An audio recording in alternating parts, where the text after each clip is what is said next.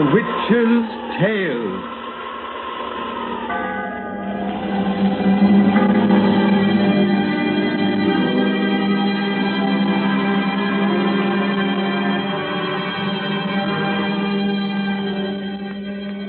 Fascinations of the eerie, weird, blood-chilling tales told by old Nancy, the witch of Salem, and Satan, her wise black cat.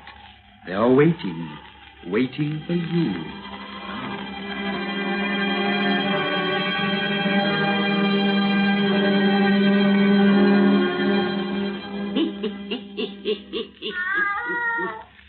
And 2-year-old I be today.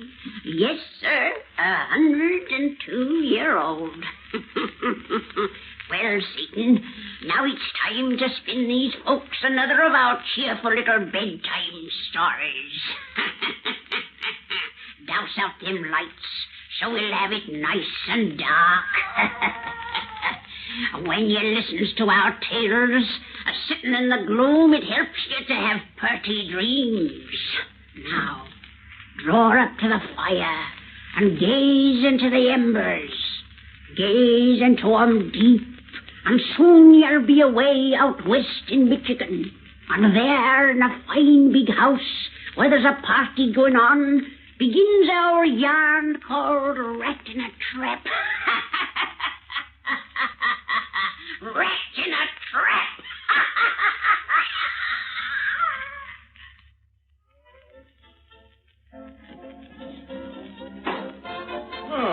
Didn't know you were out here on the veranda, Denny. Oh, enjoying the night air, Mr. Copper. Oh, it's as hot as blazes inside. But young fellas like you should be in there dancing in spite of the heat. I'm afraid I'm not much of a dancer. You mean when the only girl you care to dance with doesn't happen to be around, eh? Son, you're certainly a model for husbands. Too bad Lucy didn't come in with you this morning. She'd have enjoyed this. I wish she had come along the way things turned out. But you know I expected to return on the late afternoon train. I'm glad you missed that last train, so we can have you here tonight. Yes, it's nice to be here, but this is the first night Lucy and I have been separated since our marriage. And nowadays, ladies have the vote. One of the first things a rising young lawyer with political ambitions must learn is not to appear too much married. Oh, I forgot that you're trying to make me president someday. I may, but right now we'll compromise on United States Senator. Seriously, son, you have the stuff, and people have begun to talk about you. You're pretty young for the job, but I've about decided to run you for prosecutor next election. Think you can make good? I? Oh, all I can say is that I'll do my best. That's pretty fair from what you've shown so far, but, Dan, you have a couple of faults that won't fit so well in the district attorney's office. Oh, what do you mean? You know, you've shut off your mouth a lot about certain disagreements you have with our criminal code. Oh, I've said that our laws are unfitted to the crimes they were designed to control. I've said that because I think it. Our penal code is wholly unsuited to cope with the 1,001 types of crime, the varied individuals who commit it.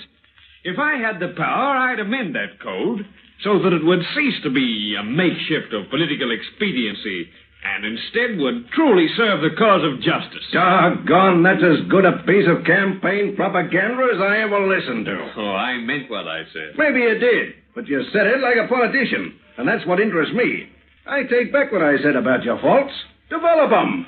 But it's getting late.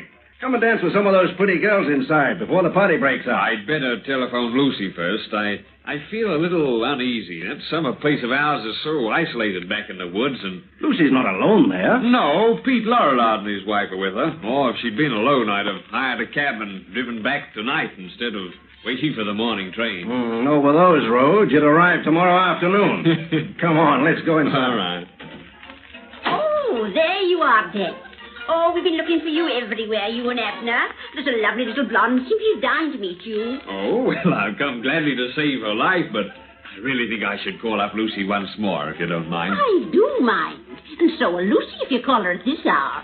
Daddy, she'll be sound asleep. I suppose you're right, but somehow Speaking of telephones, hello? Who do you want? Daniel Miller. Oh, for me? It's Lucy. Lucy? Dan, she's crying. There's something the matter. Something the matter? Yeah, give me that phone. Lucy?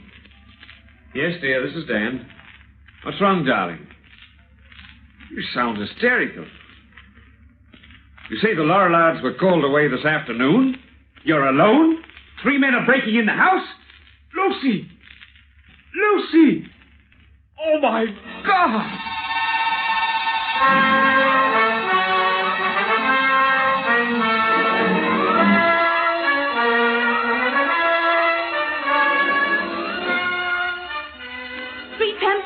Hobos, drunken brutes. They're breaking in. Oh, God. They'll be inside the house in a moment. Lucy, I'm 50 miles away. Yes, you can't help me, and I can't help myself. We're both helpless. Helpless, as rats in a trap. May God forgive me for what I'm making you suffer, but I had to call you to hear your voice for the last time. The last time? Yes, the last.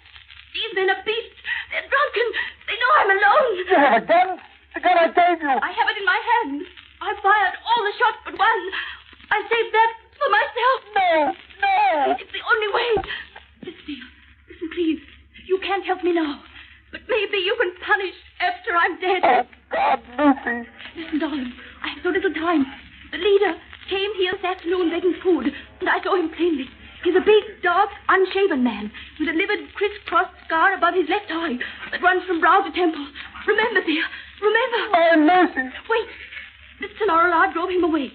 Then the Lorillard were called to town. The man had been watching. He came back with 2 others. One, short with red hair. The other, a blonde man with a limp. Remember, dear. Remember. They're in the house. Lucy. The lock to this door won't hold a moment. They're beating at it now. The door is giving. I have the gun ready. A bullet through my head. They can't hurt me. Lucy. Remember them, dear. Remember. They're here. Stop, please. Stop. I love you, dear. Goodbye. Lucy.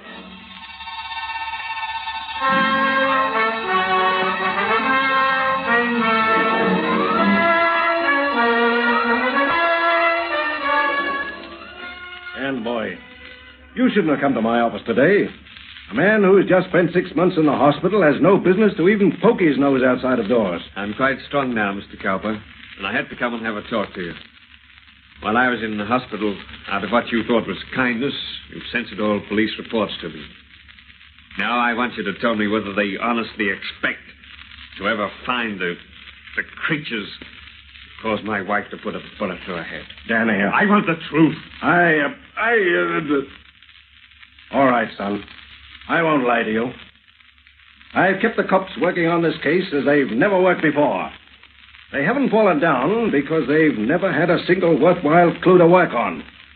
When they arrived at your house in the woods that night, the men who broke in had disappeared. We assume they were hobos of the most depraved type. But that's all we know about them. We found no fingerprints. We have no clue to their appearance even, except the meager description of poor, frantic Lucy. Yes, a meager description of poor, frantic Lucy.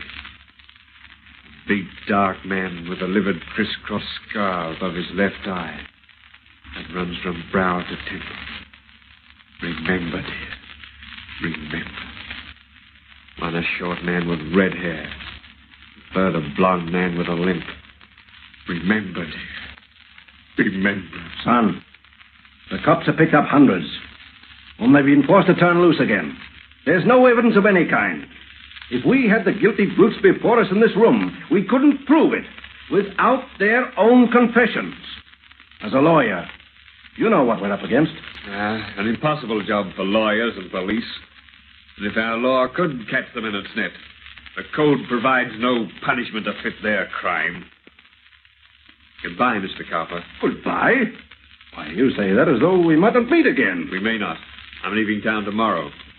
I've got a job to do. Say, look here. You haven't the crazy idea that you can find those men yourself? Dan, to locate those 3 brutes and secure evidence against them, a man might have to search the hobo jungles of this country an entire lifetime. I know how bitter you feel, son. But the past is past. And grief and hatred won't unmake it. I've got big things in store for you, boy. Pick up the threads of your normal life again. Think of your future. Your career. My future's to remember. My career's to repay. Goodbye, Mr. Calvert.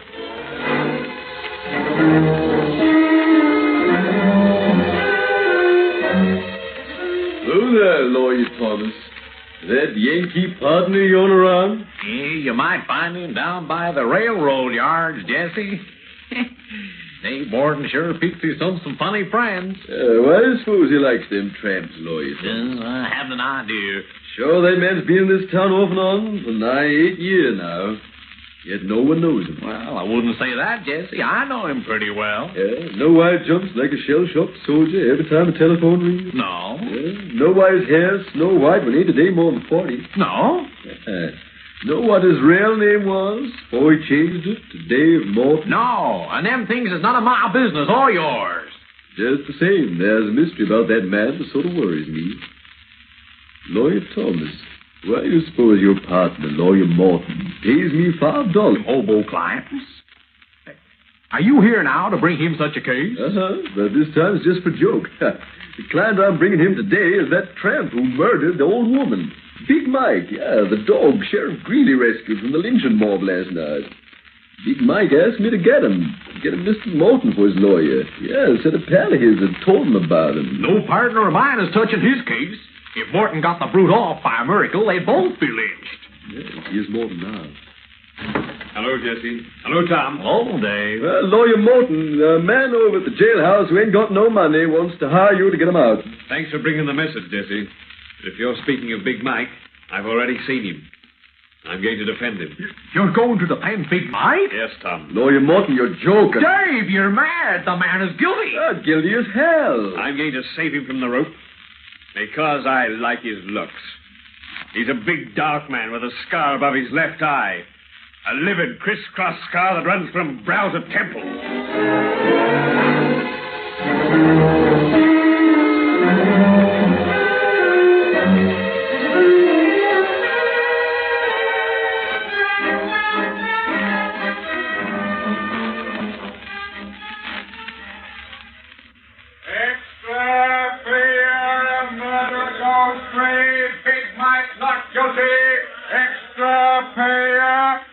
Morton wins acquittal. Jury frees Big Mike.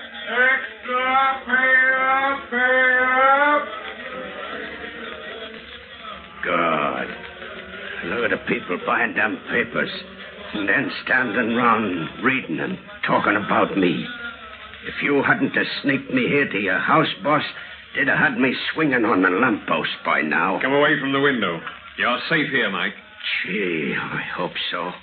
But you gotta get me out of town quick. They look for me here and string me up. They'll never lynch you, Mike. I'm taking care of you now. Better have another drink, and I draw those curtains tighter. I do need another hooker, boss. And I'm drinking it to you. No other mouthpiece in the world could have swung that jury so they'd bring a verdict of not guilty. No other in the world. I used perjured testimony, lying witnesses, a framed alibi. I used every dirty trick in the book. But I got you off, Mike. Out of jail, away from the hangman. And I've got you now. Alone with me. See, you're acting a little crazy, boss. See, I'll have another. You know, I can't figure you out, boss. Why do you make me tell you how I croaked that old woman for you to take my case? I was interested in you, Mike. And for 10 years it's been my rule to know the truth about my client's guilt or innocence before I took a case. Yeah, I heard that. And every hobo from Maine to California says that spilling you the truth never brung him home. That's why I told you the works right off the bat. You got a great name in the jungle, boss. Yeah, it took me 10 years to build that reputation, Mike. Won't you have another drink? Thanks. But, gee, you'll have me stewed in a minute. See, you're a funny guy. You not only spend your own dough to buy witnesses and all, but then you bring me to your house and treat me like a prince. It's very simple, Mike. I've done the things I have because you interest me. Yeah, interest me tremendously. Yeah, I'd like to know more about your life, about your travels, experiences.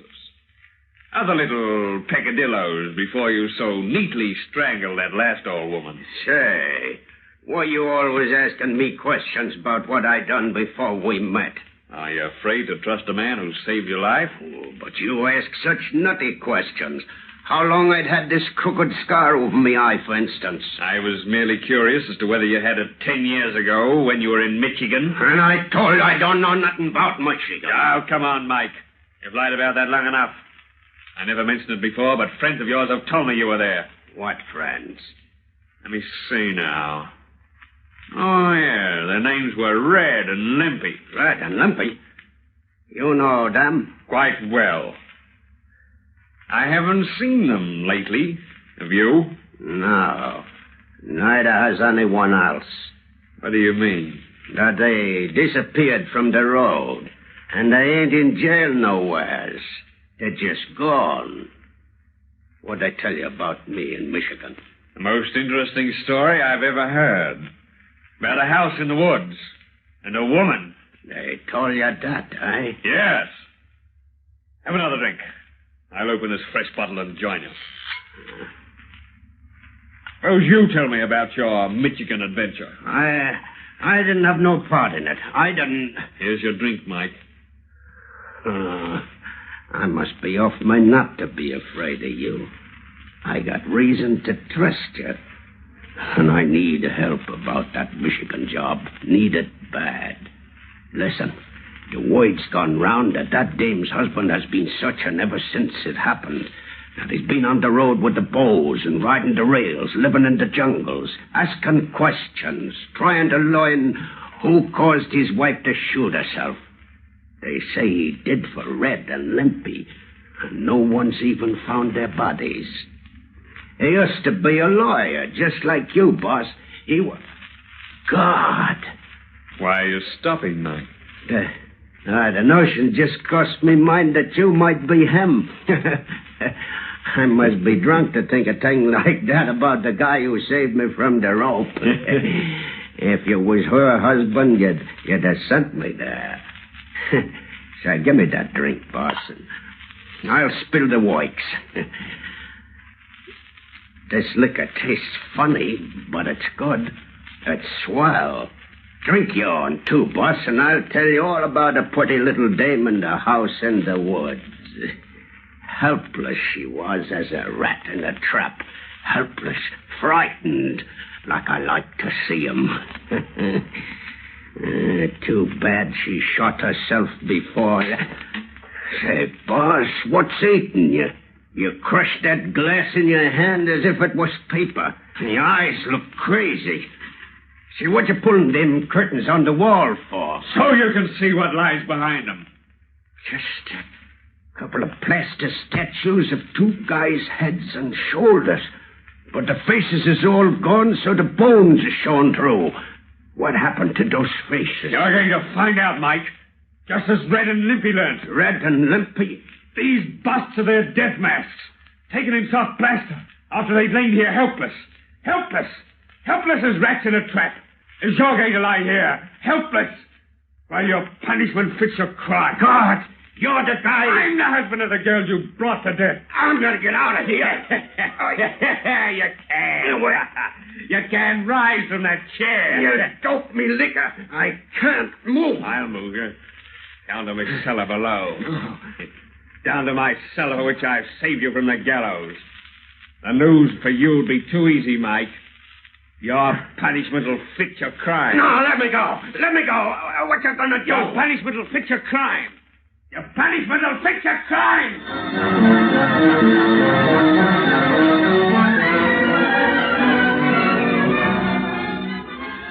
You can't see a thing in this cellar, can you, Mike? And no one's so helpless as when they're in the dark. I want you to be very helpless, Mike. More helpless than a rat in a trap. Helpless as a woman alone in the house in the woods. Helpless as a man who loved her and who heard you 50 miles away. Helpless as a man who heard the shot that killed her. It couldn't raise his hand to save her. What you gonna do to me? Hey, you got me tied to stakes and spread eagled on the floor. But how you gonna kill me? What you gonna do? You're struggling, Mike, but your bonds will hold. I tied them very tight. What did you do to Red and Limpy that you're gonna do to me? In them plaster busts upstairs, what happened to their faces? Guess, Mike, guess. If you don't tell me, I go nuts. Nuts, I tell you, raving nuts. Oh, no, you won't. Not for many hours. I've investigated the length of time required to drive men mad. Your brain's undeveloped, so it'll take you longer than most. Help! God, if I could only see you. You're putting something over me head. Yeah, part of a little apparatus that made Red and Limpy featureless. Use your imagination, Mike. You may guess how it's done. Oh, God, why don't you curse at me, beat me, kick me, do something I can understand? What are you going to do to me when you leave me? How am I going to die? When I reach the top of these stairs, you'll know. When I open the secret panel, it will soon be the door of your tomb. Then you'll have a moment's light. Just enough for a quick, short glimpse around you. Two skeletons beside me. The bones of Red and Limpy. What else do you see? There's a cage coming over my head. A cage like a rat trap. Oh, it is a rat trap. A rat is in the cage with me. Soon he'll be crawling over my head and biting. That's what happened to the other faces. A rat. No. Don't leave me in the dark waiting, helpless, guessing when that rat's going to start a bite. That's your punishment, Mike. Goodbye.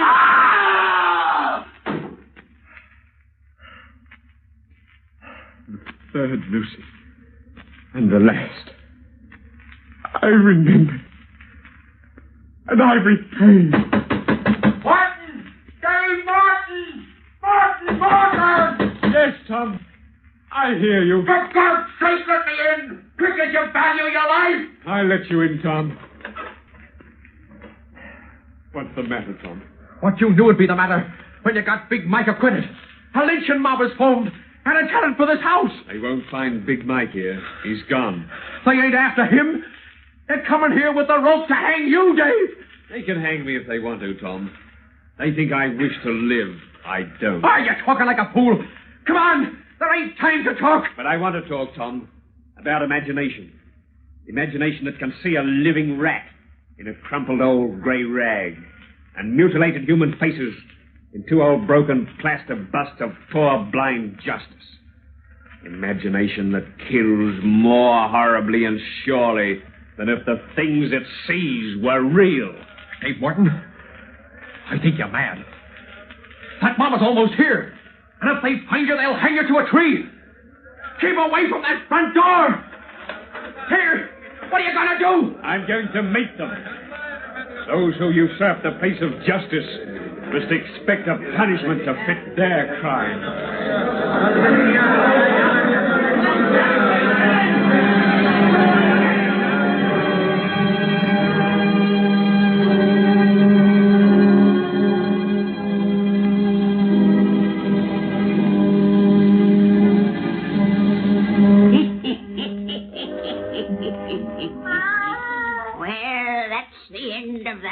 Satan.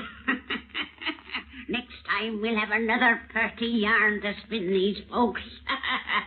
A very purty yarn.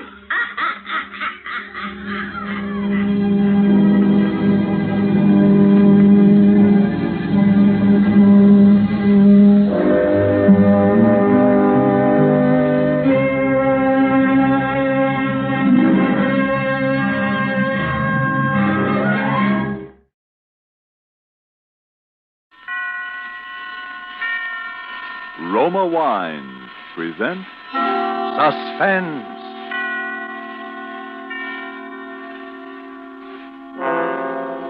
Roma Wines, made in California for enjoyment throughout the world. Salud! Your health, senor. Roma Wines toast the world. The wine for your table is Roma Wine. made in California for enjoyment throughout the world. This is the Man in Black, here to introduce this weekly half hour of Suspense. Tonight, as stars, we bring you two of Hollywood's outstanding actresses, Miss Ida Lupino and Miss Agnes Moorehead. And so, with the remarkable tale of the sisters, and with the performances of Ida Lupino as Lydia Haskell and Agnes Moorehead as Ellie, Roma Wines again hope to keep you in suspense.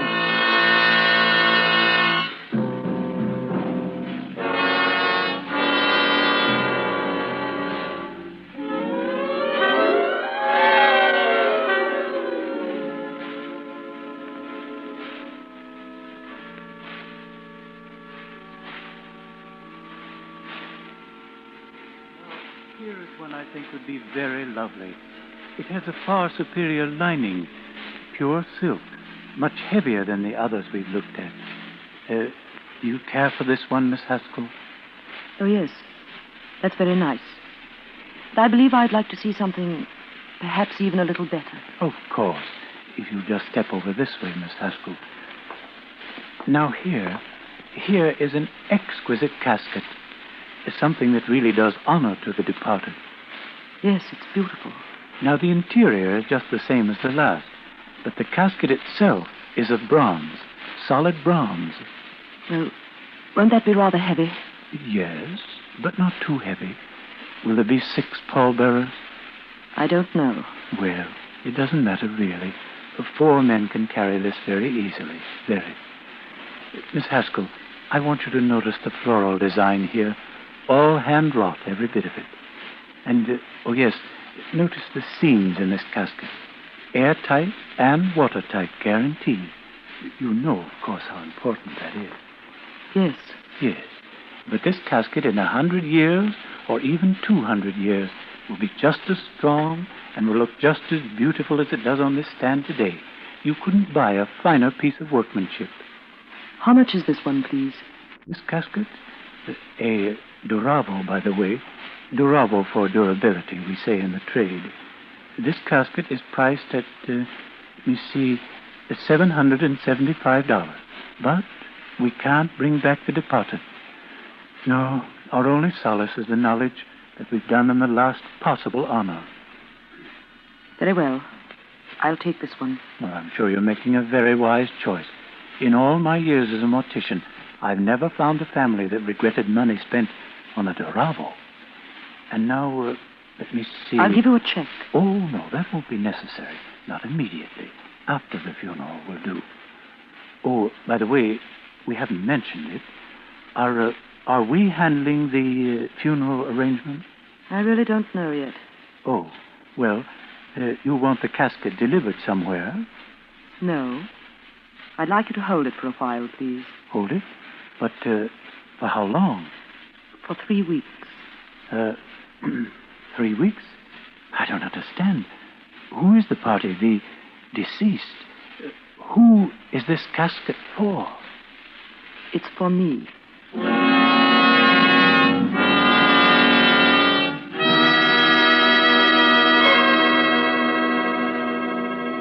You have heard the prologue to this evening's suspense play, The Sisters. Before we return to the scene of our drama, here is a message from your host, the Roma Wine Company of Fresno, California. You remember the old saying, the grass is always greener in the other fellow's yard? You might agree with the truth of that statement if you happen to overhear a conversation that might easily be taking place at this moment in the smart and festive Club Montmartre in Havana, Cuba. An American has just complimented his Cuban friend on the fine quality of Havana tobacco. Graciously, the Cuban replies, "But you of the United States need have no envy of us. Nature has made a great gift of perfection to your country, too, the magnificent wine which we also enjoy. It is Roma wine, made in your own California." Friends, that little anecdote is typical of many countries where wine is truly enjoyed.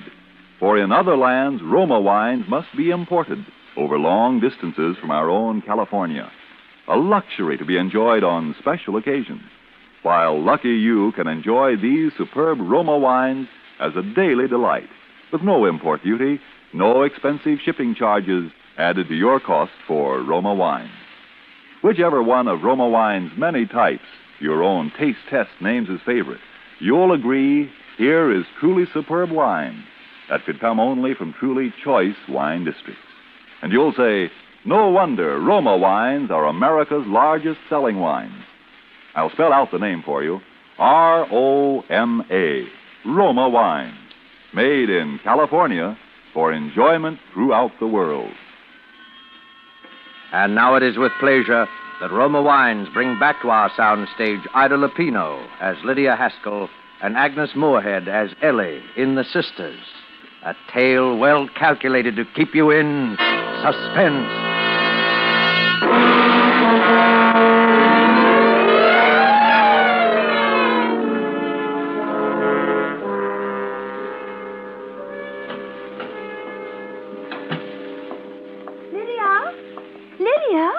I heard you come in. Where have you been, Lydia? You've been gone all afternoon. I've been shopping. What did you buy? Did you get the ribbons I asked for? No, I didn't have time. Oh, I wanted some new ribbons. My others are all worn out. See, Lydia? Ellie, I wish you'd stop putting ribbons in your hair like a schoolgirl. You're almost 40 years old. I know, Lydia. I know. Well, then try to act like it. Hand me my sewing and light the lamp. It's getting dark. Oh, I wonder why we have to grow old. Wouldn't it be wonderful if we had always stayed young like we used to be? Oh, Lydia, remember when Mother used to send us to school with our ribbons matching and our dresses matching, and at the end of the day, no one would even guess we were sisters because I was always so mussed and you were always so clean? Oh, I wish we were young again, Lydia. Stop talking nonsense, Ellie. It is nonsense, isn't it? Oh, the doorbell rang while you were out just before you came home. You didn't answer it? Oh, no, you told me never to answer it. I just looked out of the upstairs window. Did you see who it was? Oh, yes. It was a man, a rather big man. He rang a long time, and then he went away. Well, he didn't see you, did he? Oh, no. I just peeked ever so carefully from behind the curtains. Then I came down here and watched him going down the walk. You came downstairs? Yes, I told you never to come down those stairs when I'm not in the house. It was all right, Lydia. I held on very tight to the banisters all the way, and I didn't once look down the stairwell, so I didn't get dizzy, and I didn't want to jump. Well, don't do it again. It was just that I was lonely. I didn't think you were ever coming home. Lydia, you didn't tell me what you bought. Oh, a Duravo. What's that? What's a Duravo? Don't ask so many questions, Ellie. All right. Lydia, I think I'll sew, too. I could fix up one of these old ribbons. May I, Lydia? Yes, so. It'd be good for you. Thank you.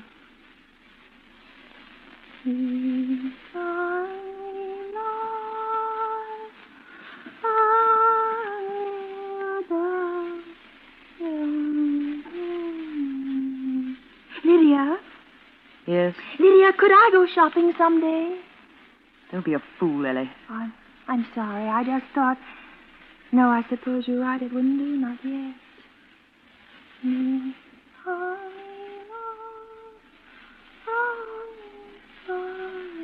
There wasn't any mail today. Wasn't there? No, I thought perhaps there'd be a letter from David. It's been such a long time since he's written, hasn't it? I haven't noticed. Oh, yes, he used to write every week on Tuesday. And I'd get the letter on Thursday.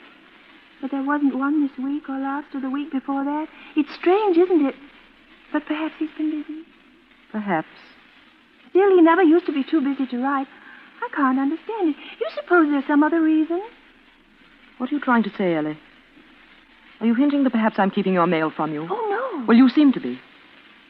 Why should I keep David's letters from you? But I didn't say that. I just said it was strange that David hasn't written, that's all. He wouldn't keep David's letters. I know that, Lydia. Go on with your sewing. Oh, yes, I want to finish these ribbons.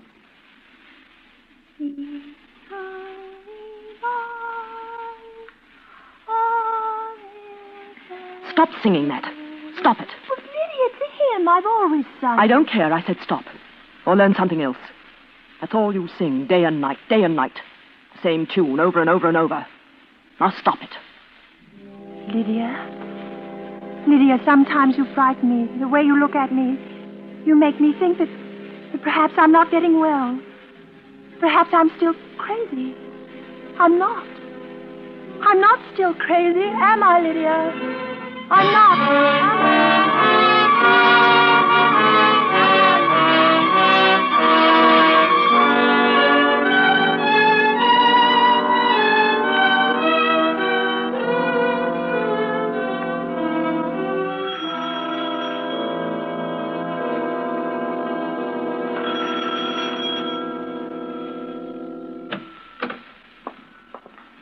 Yes?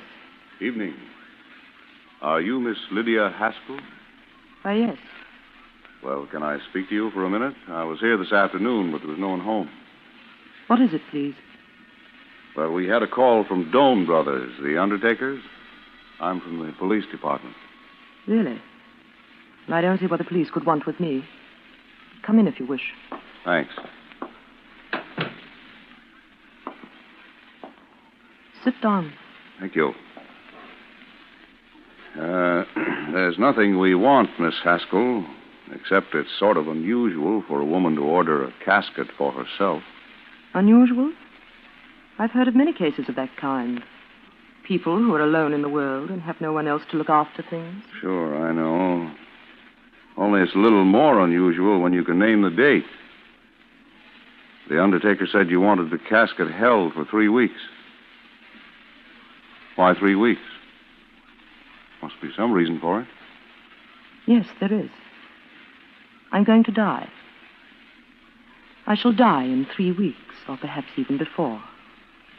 There's no doubt of it in my mind, and that's why I ordered the casket. You may call it a premonition if you want. Maybe I could also call it suicide. That's why I'm here, Miss Haskell. I don't know whether you know it, but suicide is a crime in the eyes of the state. For which there is no punishment. Not if it's successful, no. But there is prevention. You see, I know I'm going to die. I feel it. But I have no intention of taking my own life. There's no need to do so. Mm-hmm. Miss Haskell, this premonition, as you call it, have you any idea what brought it on? No. You've been speaking to anyone? No fortune tellers or anything like that? No. Well, what makes you so sure? How do you know you can trust this premonition? You're not an old woman. I'd say you're in pretty good health. You have a lot of good years ahead of you. I have a religion. Not a church religion, just one of my own. It preaches that people go on living until they've outgrown their usefulness. Then they die, from one cause or another. When that time comes, the desire to live is gone. And you see, only desire keeps the body alive and breathing. I don't understand that. No, I'm sorry. Miss Haskell, you live alone here? Yes. No relatives? No housekeeper? I live alone here. Pretty large house for a person living alone. Yes. There are 3 floors and far too many rooms. But it's on the outskirts of town, and it's quiet. And it gives me the privacy I've been looking for. A privacy which you are invading for the first time since I moved here 5 years ago. Sorry, Miss Haskell. I'm only doing my job. I was told to look you up and find out why you bought that casket. Then I think we may assume your job is over. I guess so. But the office might ask me to drop back once in a while, just to keep in touch. I won't be at home. Why? You don't go out very much. The folks in the town say they don't even see you more than once a week, maybe. When you come, I won't be at home. All right. Sorry to bother you. Good night. Good night. Miss Haskell, how are you going to die? I don't know. Nor do I consider it important. Why should you? Good night.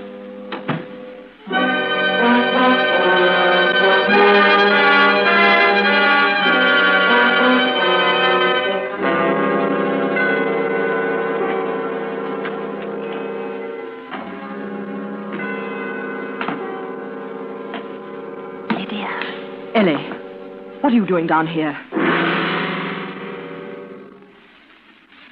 What are you doing sitting on the steps in the dark? Lydia. Haven't I told you never to come down here at night? Lydia. Well, what do you want? I heard that man who was here. Lydia, why did you buy the casket? Why are you going to die? You mustn't, Lydia. You mustn't die. I'd be alone if you died, and you know what would happen? They'd send me away like they did once before. The people in the town would come and find me living here, and they'd send me away. Go up to bed, Ellie, and go to sleep. How can I sleep? Oh, Lydia, you won't die. Promise me you won't. I promise you. I'll go to bed. But why did you buy the casket? And the things you said to that man as if you wanted to die. Why, Lydia? Why do you want to die? I don't want to die. No one does. No, you have such a lot to live for, haven't you, Ellie? Yes. I've been happy, Lydia. You've made me happy. And someday when I'm well again, I'll go back home and David will be waiting for me. You know he'll be there. You've always told me he'll be waiting. And he'll see that I'm well again and he'll take me back. I'm not so old, am I? David won't see me as old. He told me that when I was well, no matter how long it took, he'd still see me as a young girl. That's why I've been happy. Just waiting for the time I can go back to David. Ellie, haven't you learned yet? Don't you know yet that you're mad? And that you'll always be mad? No, don't say that. I'm getting better, Lydia. You know I'm getting better. Yes. Putting bows in your hair, sewing ribbons all day long, sneaking about the house at night, spying on me, singing the same hymn over and over and over, until I think I'm going mad, too. Is that why you want to die, to get away from me? I thought you loved me, Lydia. Why should I love you? Look what life has given me and tell me why. You've always spoiled everything for me, Ellie, even from the time we were children. How could I spoil everything? We were just like the same child, Lydia. Twins. You were I and I was you. We looked the same, yes. We were born the same day, yes. And that's where it ended. You were the nice one. I used to hear them say so. You were even the prettiest, they said. As if they could see any difference between us. Whatever you wanted, you had. You smiled so beautifully. But I never smiled. So I was the sullen one, the dark cloud in the house. You made it so, Lydia. We all loved you. When a doll was broken, they gave you mine. When you tore your dancing dress, you'd take mine. You gave it to me, Lydia. I remember you gave it to me. I've always given things to you, Ellie. I gave you the best of everything we had. I've given you my whole life. I even gave you David. Lydia, you were in love with David? He came to our house. Was it you he came to see? Oh, Lydia, I didn't know. No, you never knew. No one did. I had to stand by and watch you take him from me. And when you had your first attack, I was glad. People said what a shame it was. But I was very glad. Lydia. Because I knew then that he could never have you.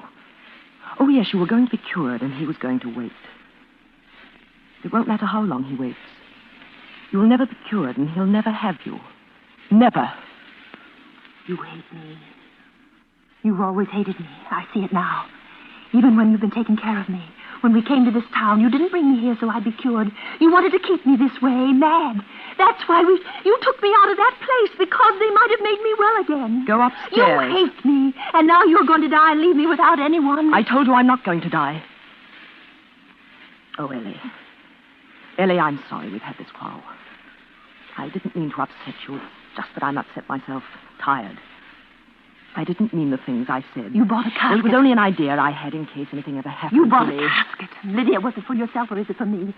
Ellie. You wouldn't, would you, Lydia? What are you talking about? Hold the lamp up. Hold it close to you. I want to see your face. Ellie, go off to yes, bed. I can see it in your eyes. It is for me. You're going to kill me. You're going to murder me. Don't be a fool, Ellie. It's true you want to get rid of me because you hate me. Oh, now I see. You love David. You're going to kill me, and they'll come and find me and bury me, and they'll think it's you. Be quiet. They'll think it's you who is dead because no one knows I'm living here, and then you'll go away. You'll go back to David, and you'll say that Lydia has died, and he'll think you're me, and that you're well again, and he'll marry you. You'll have him. You'll be Ellie. You'll have David in my place. Ellie, stop it. Did you hear what I said? Be quiet. Be quiet.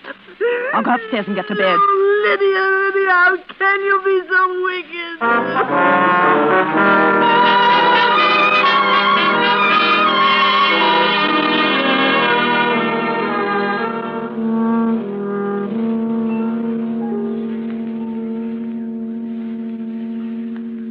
Ellie. Ellie, are you awake? Ellie, dear, you mustn't think any more about what we said tonight. Do you hear? It's not so, Ellie. It's just your imagination, dear. Now, you mustn't think about it. It will be bad for you. Are you asleep, Ellie? She's not asleep. She's lying over there on the other side of the room, staring at me through the dark. She knows it was the truth tonight. She's going to die and that I'm going to kill her. That quarrel. I shouldn't have let her know. I lost my temper. Stupid. I must think clearly. How am I going to kill her? It mustn't look like murder, because they'll suspect things then. No, it must be suicide. How? When? It'll have to be soon now that she knows.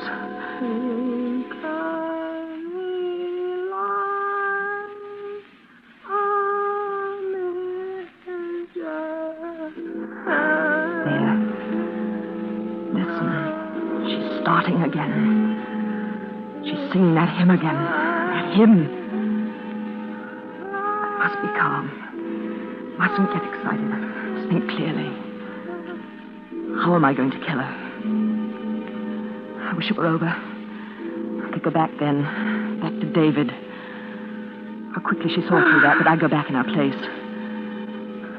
He'll never suspect. Because I'll be Ellie to him. Ellie, cured and happy again. I'll learn to smile. First she must die. How?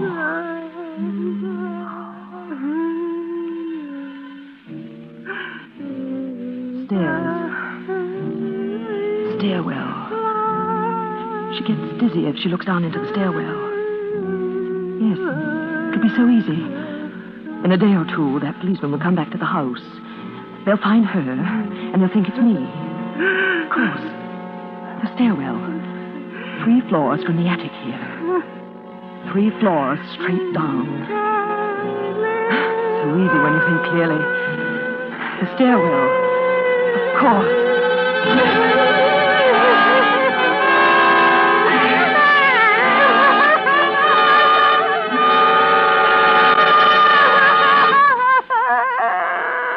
Ellie.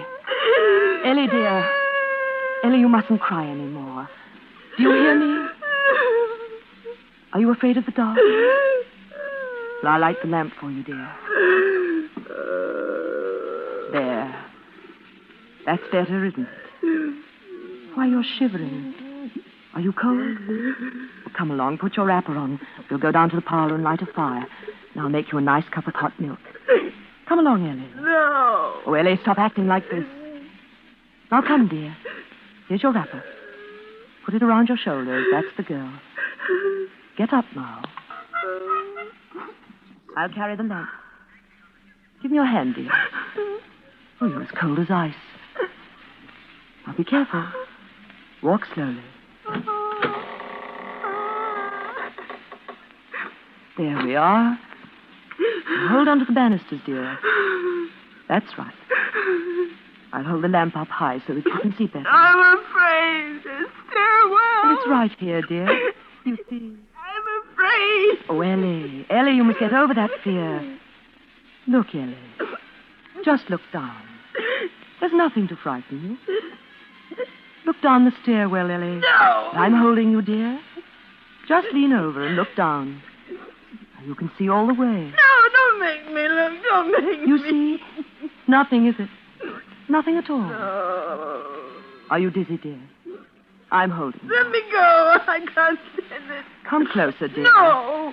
Closer, Ellie. No. Lean over. No. Just look at her. Do you hear, Ellie? Let me get back. Look, Ellie. No. Look down. No. Now, Ellie. No, now, Ellie. Lean over. Look down, Ellie. Look down.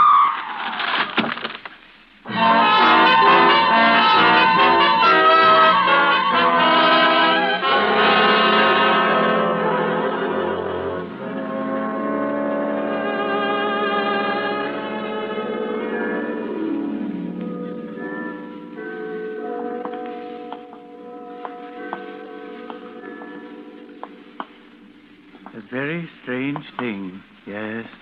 It was brought to my mind, of course, because this is the house, just here, the next one we're coming to. Yes, she was in to see us just a few days ago. Came in to order the casket. She saw a casket she wanted, and then she told me it was for herself. Well, she must have had a premonition. Yes. I notified the police, of course. She said she wanted me to hold the casket 3 weeks. Then, just the day before yesterday, the police came back to the house here and found her lying at the bottom of the stairwell, dead. She'd been dead about 2 days. Funny how she knew. The banister up on the attic floor broke away, and she fell. She have any people? No, lived alone, they tell me. We're going to bury her tomorrow. Haskell, her name was. Haskell. That's strange, living all by herself here in a big 3-story frame house. Yes, isn't it? Hey. What is it? My imagination, I guess. I could have sworn I saw a light in the attic window just now. Well, it couldn't have been. The police have shut it up. Of course. That story of yours really gave me the creeps. Come on, let's walk on. What a queer thing the power of suggestion is, to be sure. You've conveyed it to me, of course. You know, just now I thought I could hear someone upstairs in there. A woman. A woman singing. A woman? Yes. Sort of crooning to herself. Some kind of a hymn.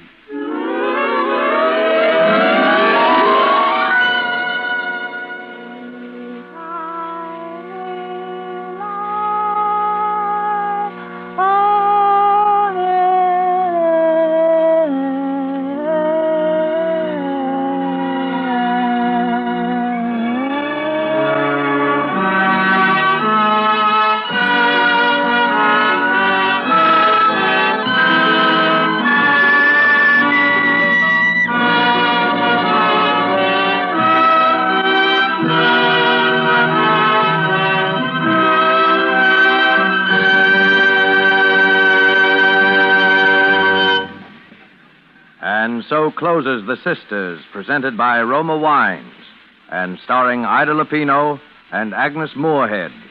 Tonight's tale of Suspense. In just a moment, we'll hear again from Miss Lupino. In the meantime, here's a true-life suspense drama. Your guests raise their wine glasses to their lips. Your reputation as a host hangs in the balance. Will they approve the wine of your selection? Well, no need to feel the least bit concerned if you have elected to serve any of Roma Wine's many different types of taste-delighting California wines. Perhaps the tangy, appetizing Roma Sherry, or the richly satisfying Roma Burgundy, or the delicately delicious Roma Sauterne. And notwithstanding, your cost for any of these good Roma wines is only pennies a glass. Your guest's verdict is sure to agree with this verdict of wine connoisseurs of many lands. Roma wines son verdaderamente magníficos. Les Roma wines sont vraiment magnifiques. Roma wines are truly magnificent. Let me repeat the name, please. R-O-M-A. Roma wine. Made in California for enjoyment throughout the world. This is Ida Lupino. It is my sincere hope that you enjoyed our suspense play this evening. Miss Moorehead and I trust you will join us in listening to Suspense next week, when Charles Ruggles is your star. One more word. Remember, Americans, this is the critical year of the war, calling for more of everything to win. You answer the call when you buy more war bonds. Miss Lupino will soon be seen in the Warner Brothers picture, In Our Time. Suspense is produced and directed by William Spear. Tonight's play was written by George Wells. Don't forget, then, next Monday, same time, Charles Ruggles will star in Suspense. Presented by Roma Wine, made in California for enjoyment throughout the world.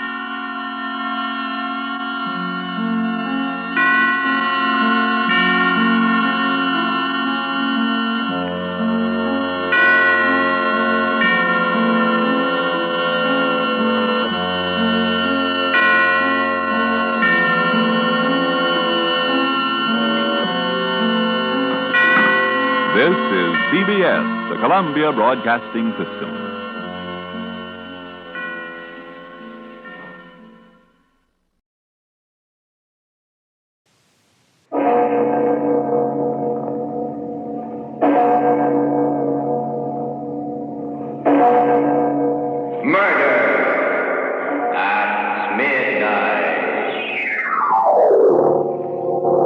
For the last time, Walt, please let me go. Nuts.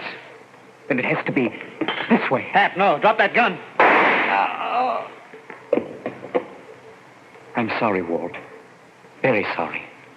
I've known all along you had to die tonight. But I didn't know. I killed you. Midnight, the witching hour when the night is darkest, our fears the strongest, and our strength at its lowest ebb.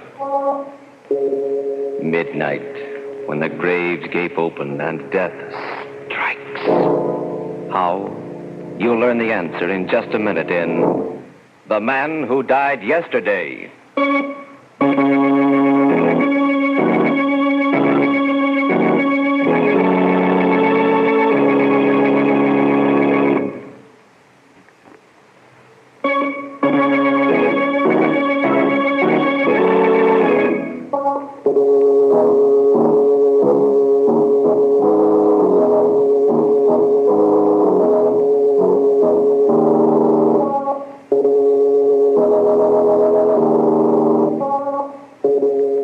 And now, Murder at Midnight. Tales of mystery and terror by radio's masters of the macabre. Our story by William Morwood is The Man Who Died Yesterday.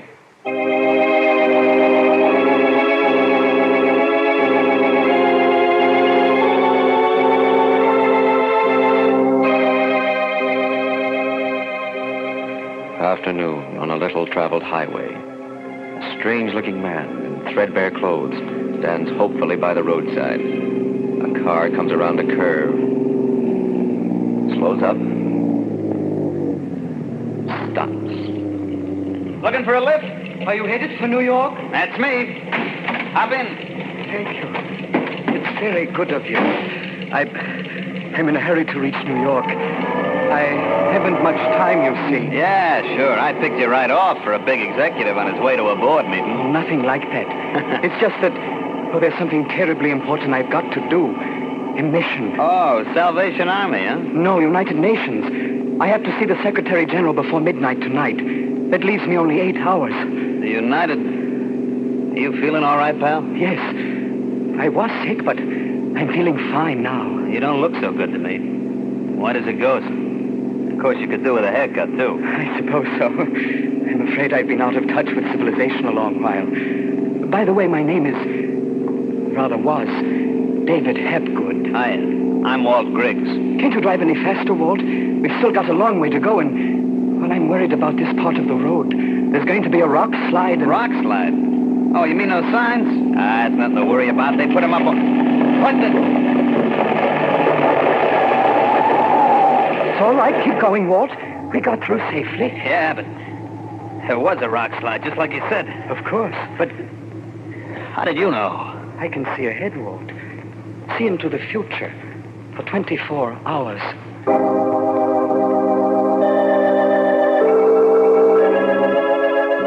The guy was nuts, of course, but... Still, what are the odds against calling a long shot like that? 1,000,000 to 1? 1 billion? I gave up trying to figure it. We drove along for about an hour and then stopped for gas. There was this hamburger joint right by. Where are we going, Walt? Grab a bite.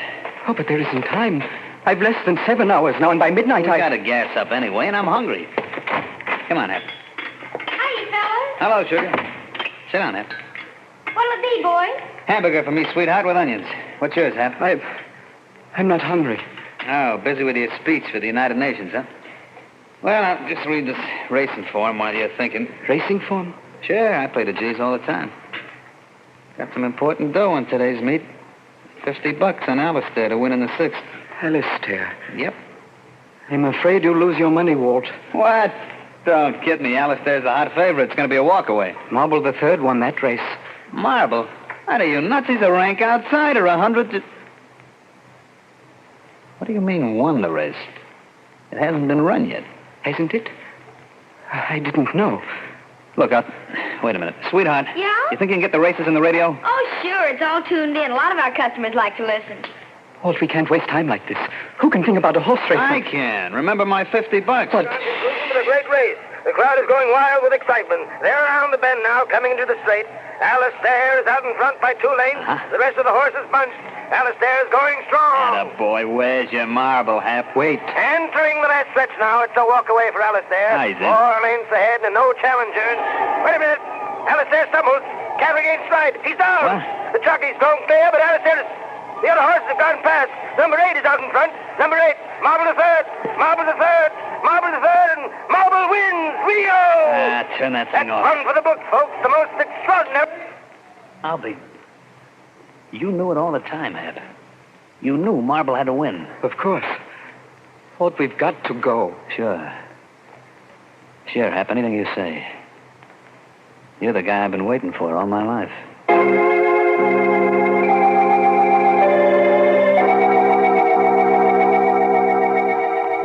I didn't need no more figuring to tell me Hap was a gold mine. And I had him first before anybody else could get their hooks into him.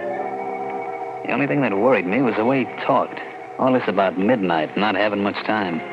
I had to use him while I had him, even if it meant taking chances. So while we drove, I worked on a plan. Walt, we've left the New York Road. The signs are pointing the other way. I know. I'm taking a shortcut through a town called Hasek. Hasek? Yeah. That name mean anything to you, Hap? Hasek? Think hard. Let me see.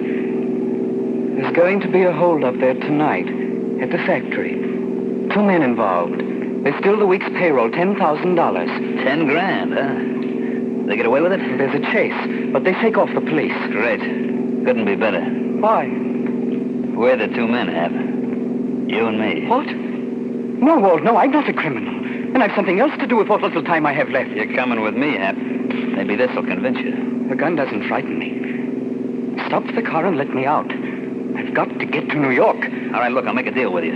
You come with me on the stick-up, and I'll drive you straight through to New York without stopping. Are you on? But I can't, Walt. My message concerns the whole world. It's the only way you'll get to deliver it.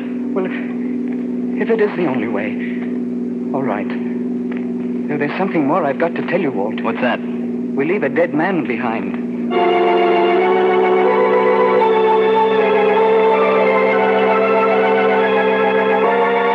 It was getting dark when we hit town.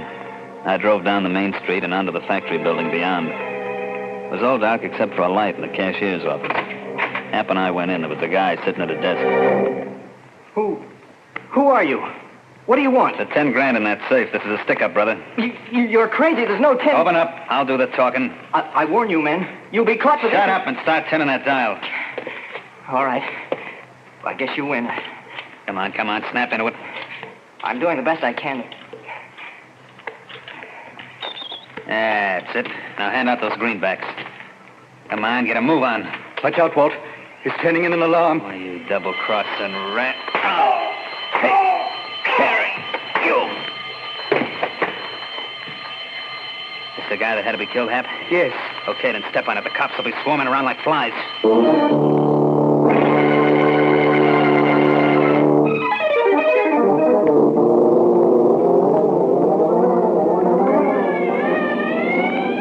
They're gaining on us, Walt. Can't go any faster. I'm down to the floorboards already.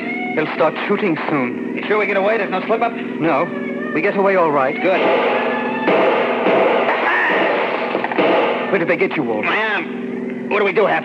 Keep driving till we hit that bend in the road. Yeah? There's a clump of willows around the corner. Pull in there. Okay. Here goes. Start the lights. Off.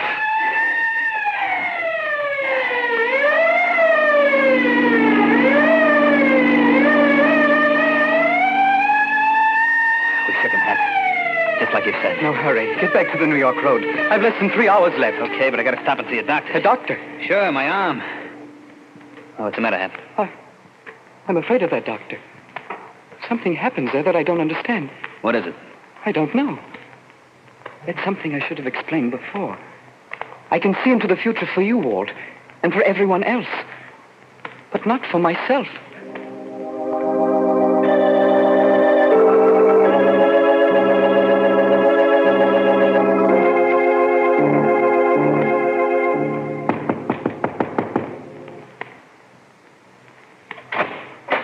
Yes? You the doctor? What can I do for you? Oh, my arm. I had a little accident. I was cleaning my gun and it went off. Come into my office. Okay. And this man? He's just a friend of mine. Nothing the matter with him. I don't agree. Looks much sicker than you do. No, doctor, really. Your face, it's the color of... No, I'm all right. Believe me. Please hurry with my friend. It'll only take a second. Just get my stethoscope. Look, let's quit kidding around, Doc. I'm the one that... Quiet.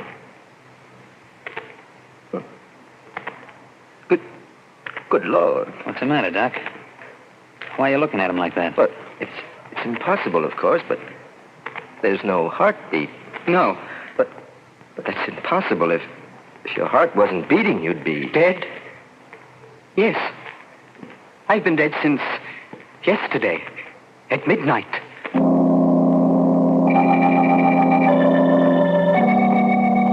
Staring at him, at the living corpse of the man who died yesterday, Walt and the doctor draw back in horror. Just who is David Hapgood? Perhaps we'll know when the clock strikes 12 for Murder at Midnight.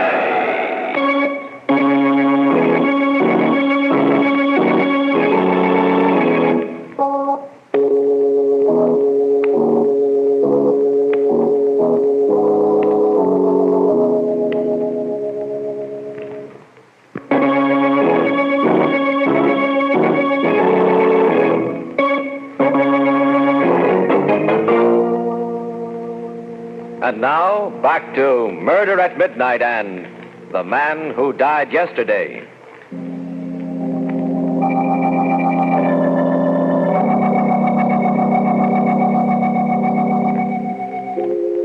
The goose pimples were standing out on me. Here I'd found the guy, been with him for hours through a hole-up in a kiln. And now I was hearing from his own lips that he was dead. It gave me the creeps. I wanted to take it in the land, but instead I was froze to the floor. I heard the doc saying, "You've been dead since yesterday?" Yes, Doctor. But that's impossible. There must be some explanation, some obscure heart condition. There is an explanation, but not that kind. You see, I was cheated out of 24 hours at the time of my birth, and I'm just making up for it now. How do you mean? This will sound fantastic to you, but nevertheless it's true. I was born on a ship crossing the international date line. I started coming into the world during the last moments of a Friday and finished up early on Sunday. So I skipped a whole day of my life. I've always been living 24 hours ahead of myself. But that's shit. Gospel, Doc. He can call the turn on anything like he was reading tomorrow's paper. I told you it would sound fantastic, Doctor. But it is true. When I realized it, I tried not to use it for selfish ends. I wanted to help people, but I never could. People would never listen to me, believe me. Finally, I realized that there was no place for me in the world, that man wasn't meant to know the future. So I went away, up into the woods. How long ago? About 10 years ago. Away from civilization, it was easier. I still knew what was going to happen, of course, but with no way to communicate my knowledge, my conscience was at rest. That is, until last night. Last night? I had caught a cold. It developed into pneumonia. I was deathly sick. I couldn't breathe and lost consciousness. Then suddenly, at midnight, I was well. Quite well. Not a trace of my illness. I knew what had happened, of course. I was dead. But I still had my missing day to live. I knew I must use it for the benefit of mankind. How? There's something I know. Something that involves the fate of millions of people. Unless some action is taken within the next few hours. What action? What is it? I'm sorry, but I can't tell you, Doctor. I can't tell anyone except the Secretary General of the United Nations. And I must reach him before midnight, before I'm really dead. It's getting on to 10 o'clock. Now do you understand why I'm in such a hurry? I'll say, let's get going, Hap. Never mind about my arm. That can wait. No, listen to me, Hap. You can't leave. What? As far as your being able to read the future is concerned, well, it doesn't matter whether I believe that or not, but that heart condition of yours, that's something unique in medical history. Now, you've got to let me take you to a hospital where it can be studied properly. Lay off that stuff, I'll phone for an ambulance. Stay away from that phone. He's mine. Yours? But do you realize what this can mean to science? Don't give me that talk. You just want to grab him off for yourself. Nonsense! Stop it, both of you. I don't belong to anyone. I'm not a specimen to be examined. I've got a mission to perform for all of civilization. I've got to get to the United Nations before... Now, no matter how you've been deluding yourself, young man, you're terribly sick. I'm going to phone the hospital... Okay, you asked for it. I must get away from here. Hap, come back here. Come back here. Okay, if you're dead, it won't hurt you, and if you're not... Oh! Holy smoke. That bullet went right through you and only knocked you down.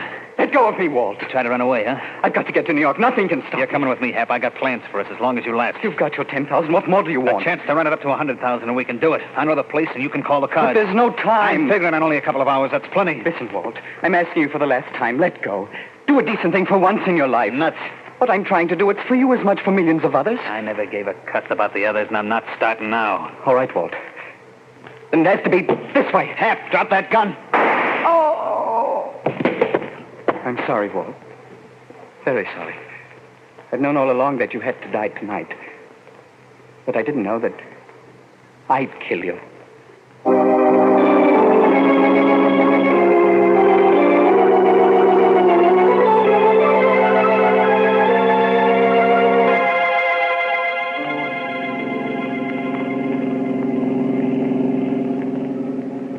Kind of a silent type, ain't you?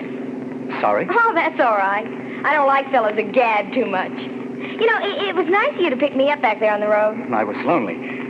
Besides, I needed reassurance. How's that? You see, I've been out of touch with civilization for some time, and the people I've met today weren't inspiring. You're a strange guy, do you know it? Am I? Yeah, I mean, the way you talk and look. You don't look quite real. Oh, now don't get me wrong. I like you a lot. Oh, I'm glad. Well, for instance, we've been driving for nearly an hour now, and you haven't even made a pass at me once. I'm afraid that wouldn't do either of us much good. Yeah, but just the same, a girl appreciates a little thing like that. Incidentally, what's your name? You can call me Hap. Hi, Hap. I'm Hazel. How do you do? Well, I guess I ought to tell you something about myself. Well, I know a little already. Huh? You're going to New York to find your fiancé, aren't you? Yeah, a guy called... Say, how'd you know that? You're going to look him up in the phone book and call. Then you're going to find out that he's married. What? Oh, you're kidding me. Jim wouldn't do a thing like that. He'd wait for me forever. He said he would. And, hey, why are we stopping? Almost out of gas. Howdy, folks. Fill her up as quickly as possible. Okay. How far to New York from here? Well, you ought to be at George Washington Bridge in about 10 minutes. Fine. You folks hear about all the excitement on the highway? No, what happened? Well, the cops are looking for a crazy killer. Murdered 3 people. One was a stick-up, and the other 2 was a doctor and his own sidekick. Oh, what's he look like? Well, according to the radio, he's got a chalk white face, a mop of hair that looks like it hasn't been cut in weeks, no hat, and...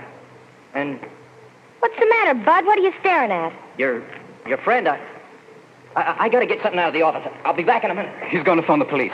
This is your chance to get out, Hazel. Oh, no, I'm staying with you, Hap. Now, you better get moving and keep moving.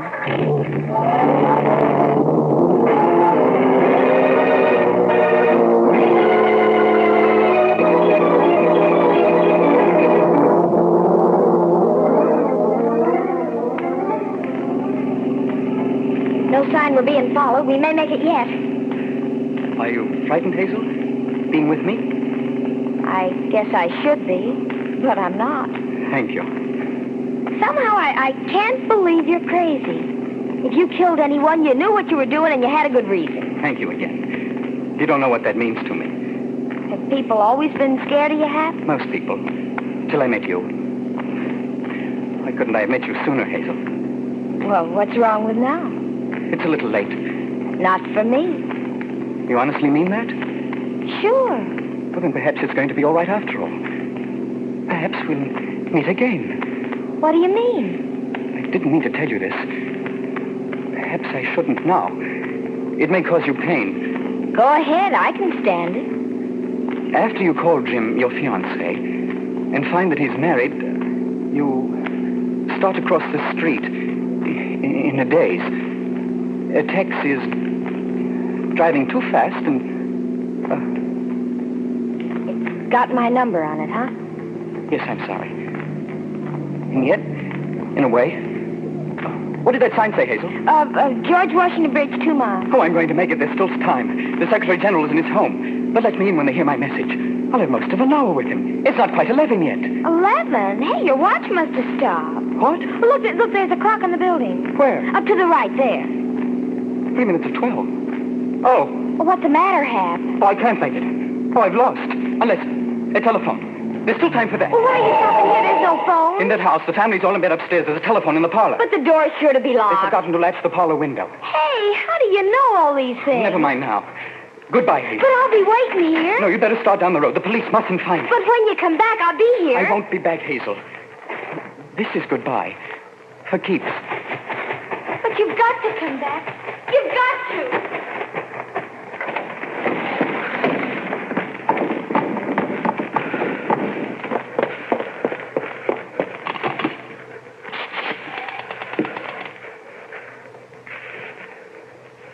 Operator, get me the Secretary General of the United Nations at his home. Hurry, please, it's urgent. Hello? The Secretary General, please, it's terribly important. No, I've got to speak to him personally. Midnight. Hello? Will you get him for me? There's no time left, and... never mind. I'll tell you. It's about...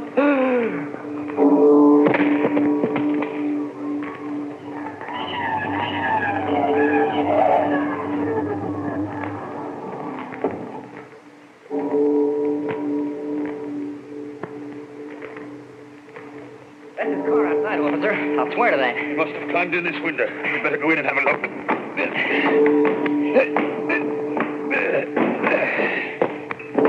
There was a girl with him when he left my gas station. She ought to be around. Where's the light?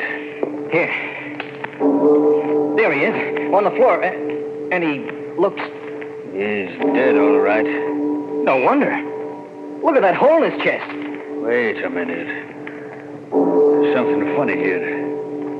That wound never bled. Huh? And the only way that could happen is if he was dead before the bullet hit him.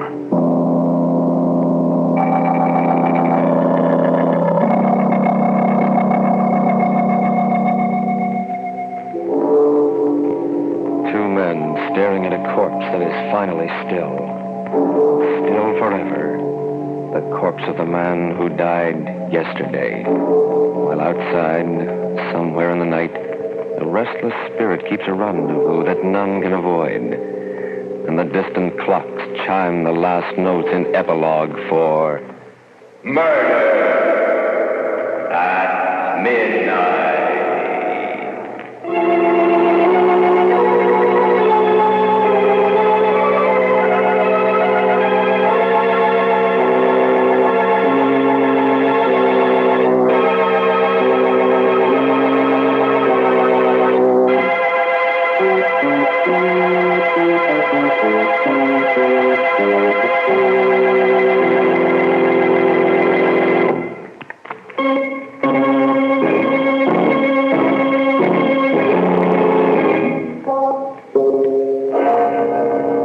Remember to be with us again when death brings time to a full stop and the clocks strike 12 for Murder at Midnight.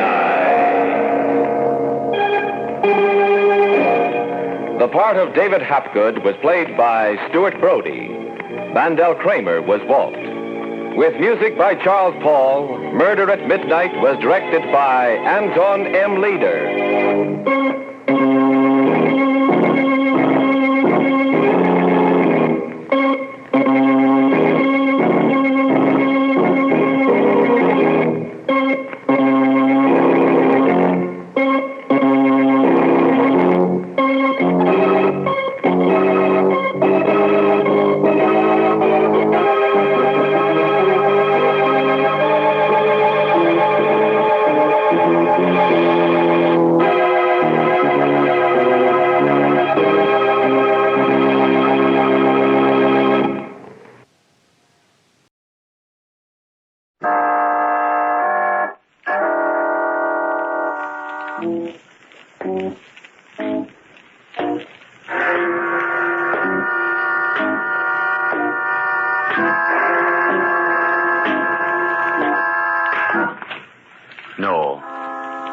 No, stay where you are. Do not break the stillness of this moment.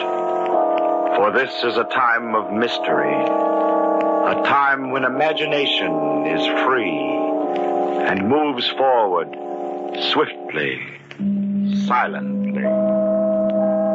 This is the haunting hour.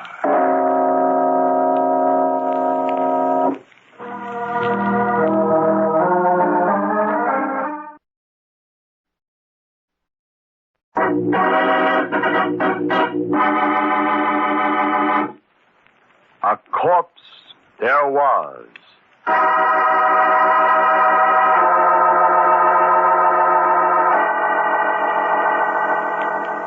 Will you listen to me? I've got to tell it to someone, and, well, I guess you've heard a lot of strange stories. I'm Catherine Holland. It all started about a year after I'd come to work for Martin Reed and Stephen Corey as their housekeeper. Oh, we'd have such fun, the three of us. And Martin was forever making me promise that I'd be with them always. Always. I didn't know how long that could be.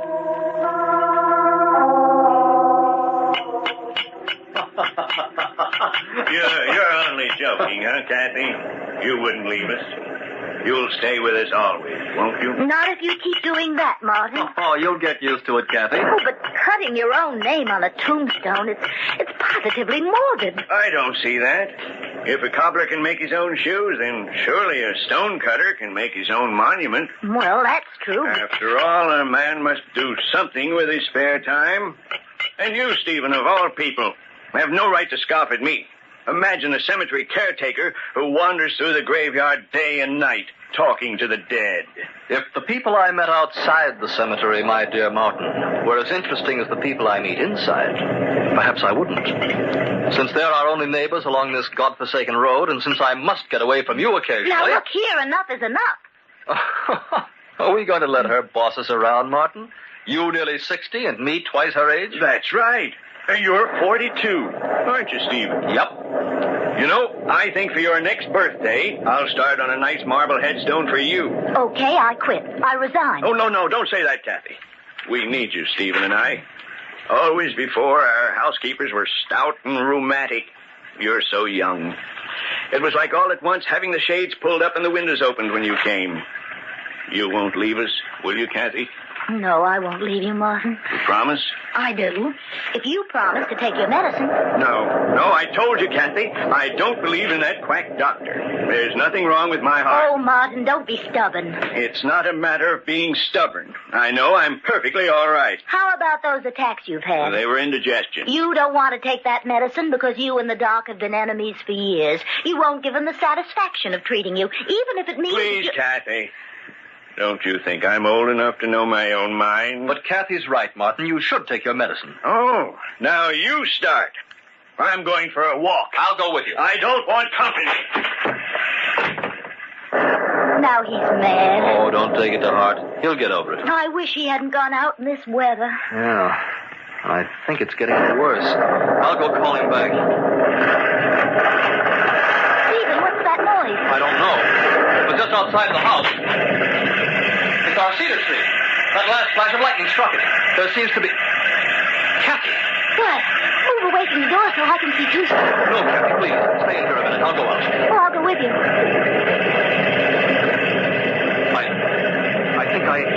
I think I see something beside the cedar. Come on, Kathy. Stephen, it can't be. Yes, Kathy. It's Martin. He's dead. The tree? It didn't touch him. He died from the shock of it falling so close. It was heartbreaking. Strange, isn't it? The last tombstone he ever carved was his own.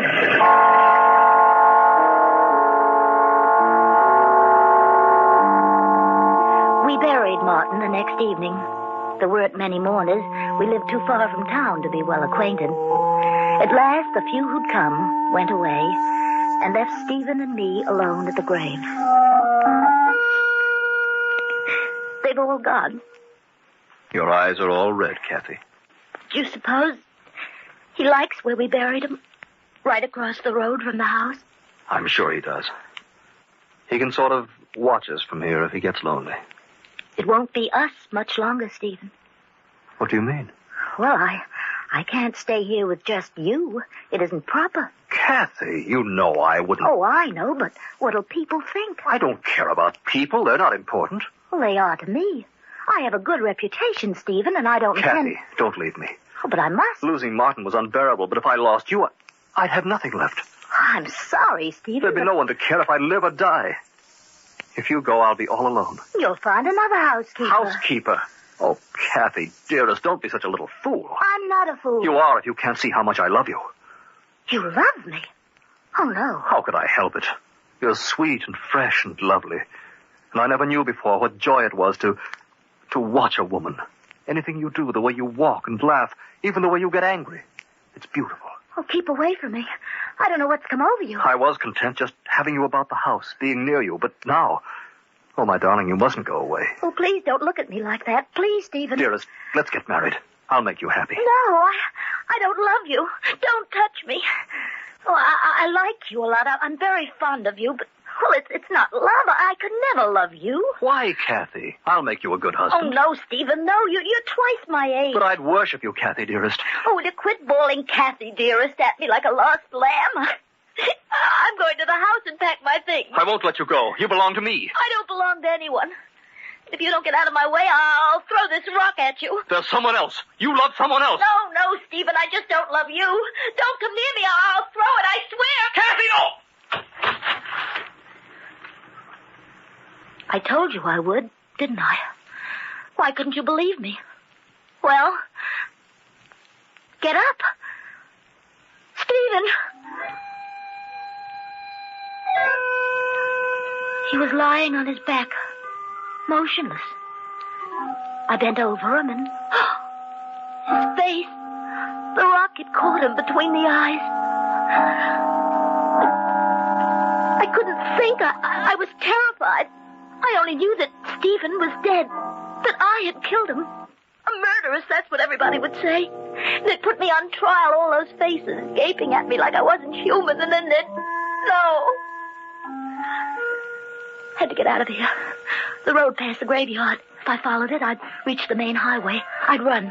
I'd run so fast no one would catch me. Oh, it was dark.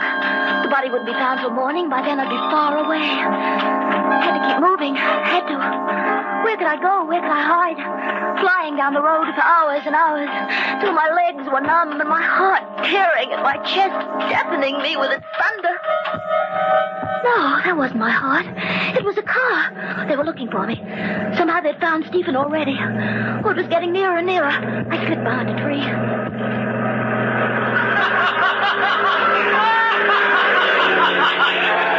Not police. Not police at all. Picnickers. Oh, the only ones who might have seen me. They'll forget they even passed this way once they're safe at home.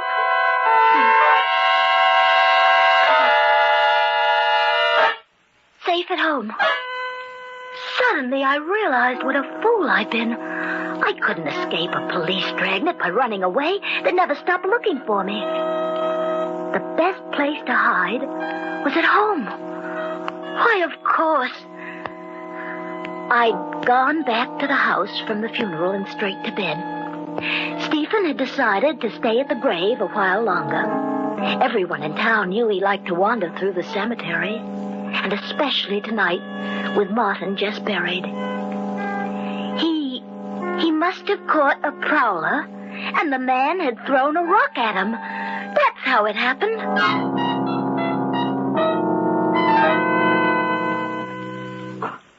I felt perfectly calm. I turned around and started back.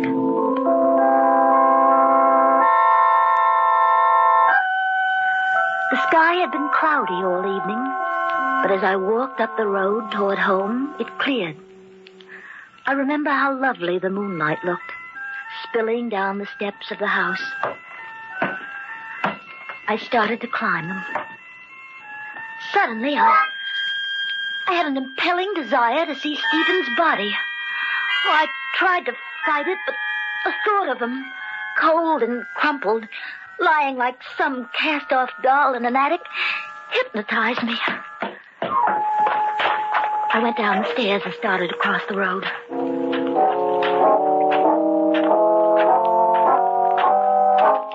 He had been lying at the foot of Martin's grave, I remembered. From where I was, I couldn't make out the body. Oh, that wasn't right. The old man was buried directly across from the house. I should be able to see Stephen. I slipped through the gate, hurried to where the corpse had lain. It was gone. There wasn't a trace of it.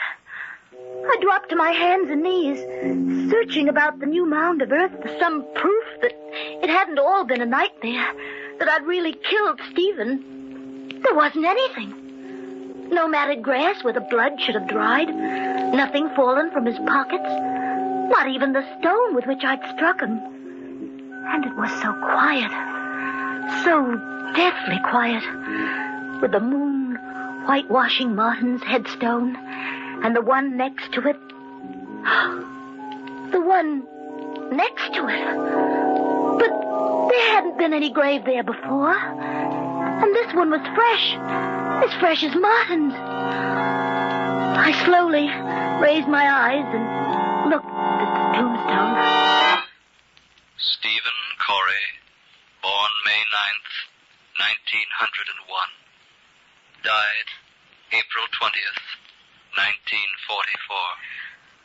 Why, I'd know that carving anywhere. Martin was dead. But Martin had made that gravestone.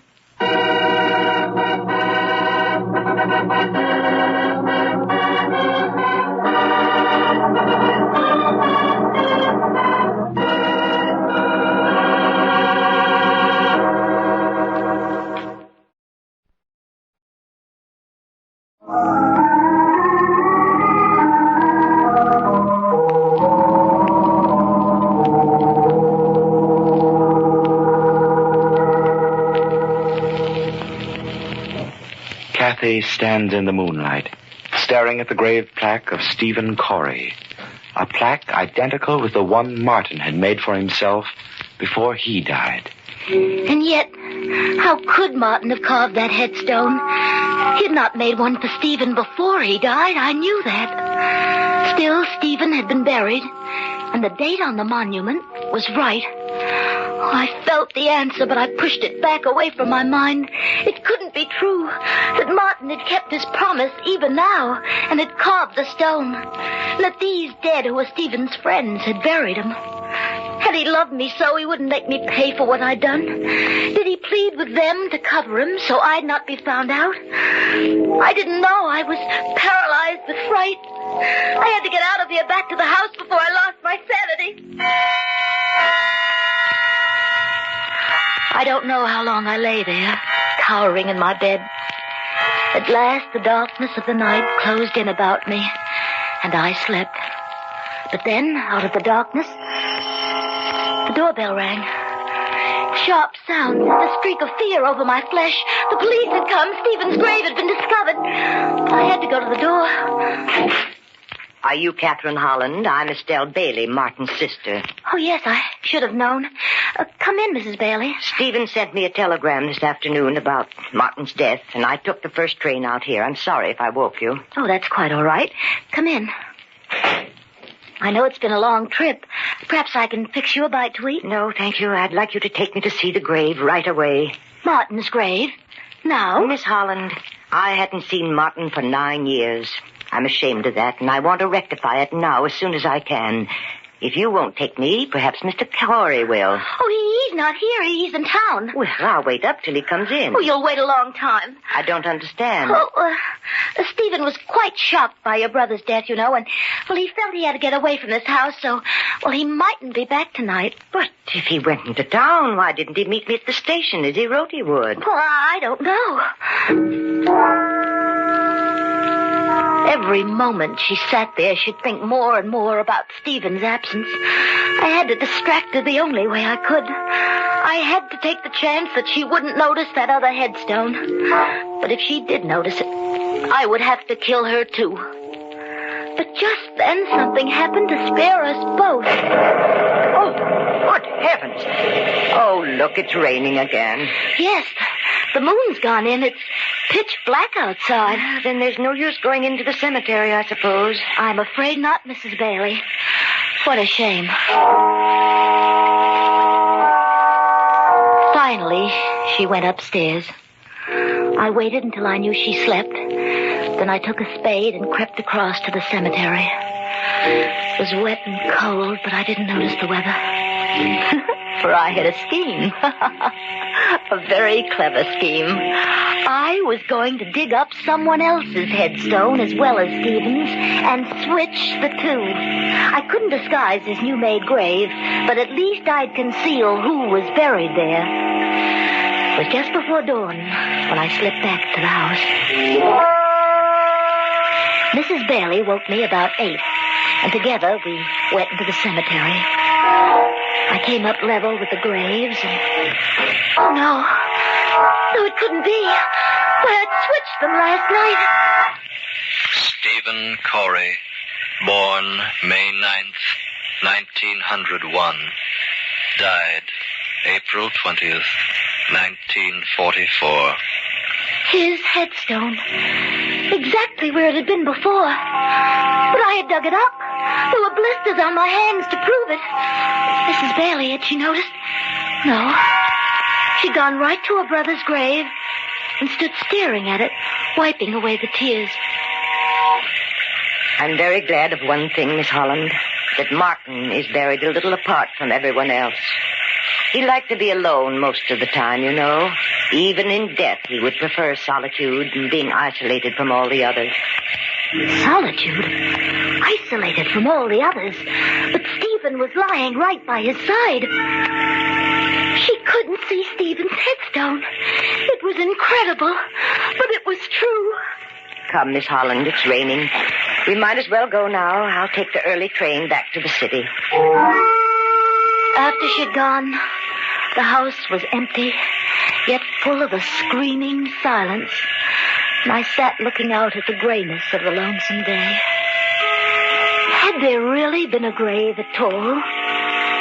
Growing inside me was a grim fascination to see.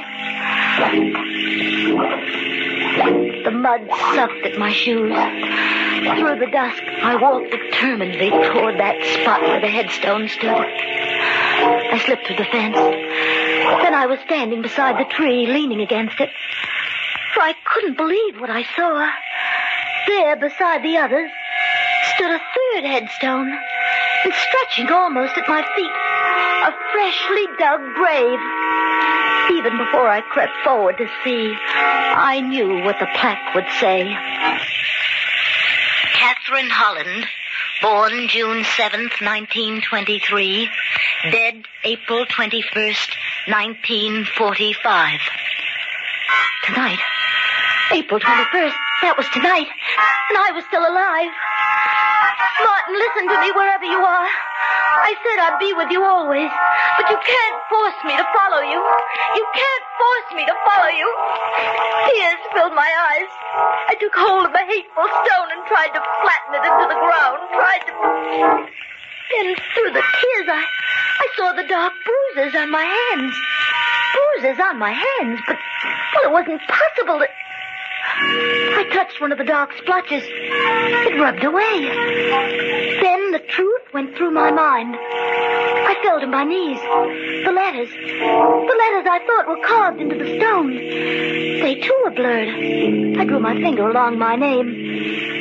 It was lettered in black crayon. Thick, archaic lettering, darker toward the middle than at the edges, giving the illusion of depth. Giving the illusion of being cut into the stone.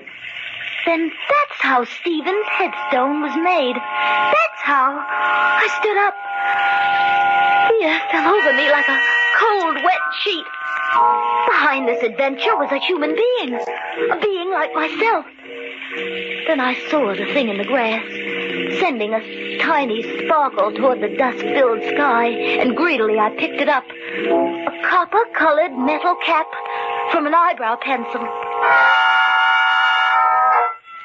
So that was how the letters had been drawn. That was how this thing had happened. Then I knew who had done it. And even before I turned to look, I knew she was standing there, staring at me, unmoving, a thin smile on her lips, her eyebrows thin, too, penciled on with surety and deftness. Turn around, Miss Holland. I see you have guessed the truth. It was you. You killed him. But do you think my conscience will hurt me as yours does? Would it make your death any easier to know you didn't kill Stephen Corey? I don't understand you. I'm telling you the truth. I came into the cemetery just as the last visitor left, and I saw you throw the rock at Corey. I saw you run for the road.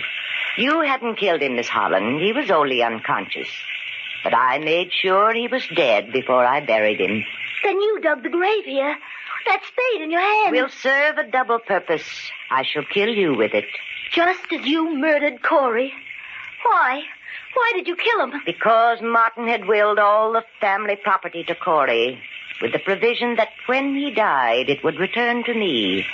I knew if his body weren't discovered, they'd think you and he had run away together. Then I'd have to wait for him to be declared legally dead. And so you put up the plaque? I felt sure I could persuade the county coroner to file a death certificate quietly. Then I'd show my lawyer the grave, show him that Corey, too, was dead. But you came back, so I have to kill you, too. Now you know the truth. Your time has come.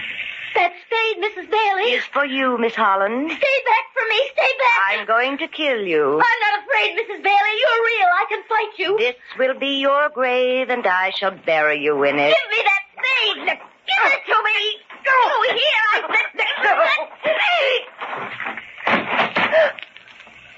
Mrs. Bailey.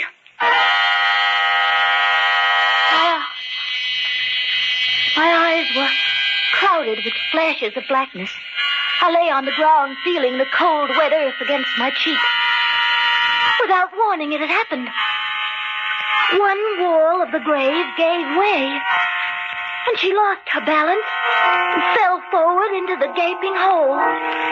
Dirt from the mound began rolling down, clods of it covering the edges of her long skirt. And she lay still, silenced, at the bottom of the grave. A few wet clods of earth were still slowly tumbling down, as if they had an intelligence of their own, an intelligence that told them to bury the dead. Bury the dead. For she was dead, and she had died instantly. Her neck twisted beneath her loosened, flowing hair that hid the hideous sight of her eyebrows, thin and long.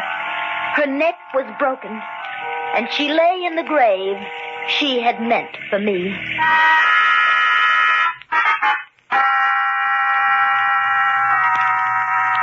Perhaps, now I've told it, I can forget the horror of what's happened. But not soon. Not soon. One way Martin was right. In my brain, he and Stephen will be with me. Always.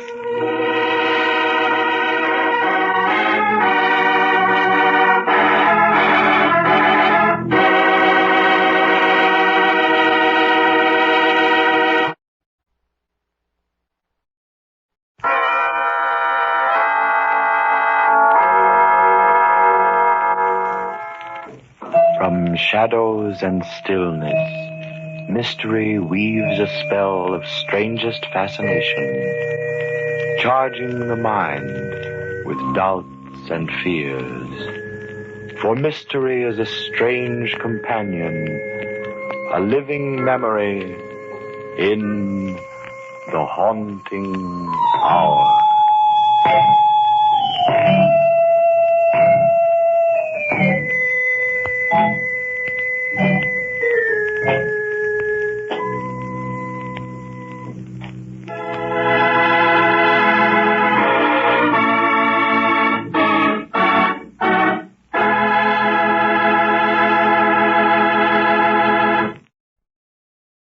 And now, Mystery Theater, brought to you in part by True Value Hardware, your store of first choice.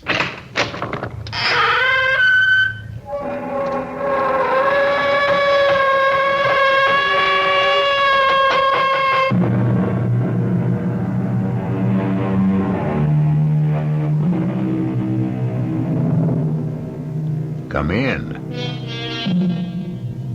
Welcome. I'm E.G. Marshall. Welcome to the sounds of suspense, to the fear you can hear. Make yourself comfortable, for there are ill winds blowing outside. This is a tale of a titanic struggle between two colossal forces, one natural, the other supernatural. The prize, a girl's soul. And in the clash, as fire and water mix, there is the very devil to pay. Come with me now to the Solway Firth in Scotland to meet the first of the forces.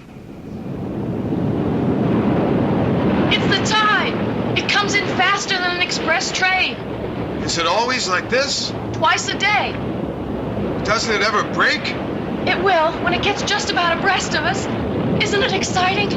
That's one word for it. That's why you don't dare go out on the flats on foot. If the tide was due, you'd never make it ashore.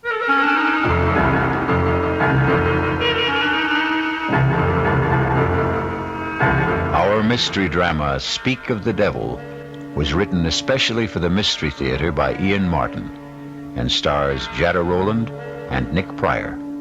I'll be back shortly with Act One.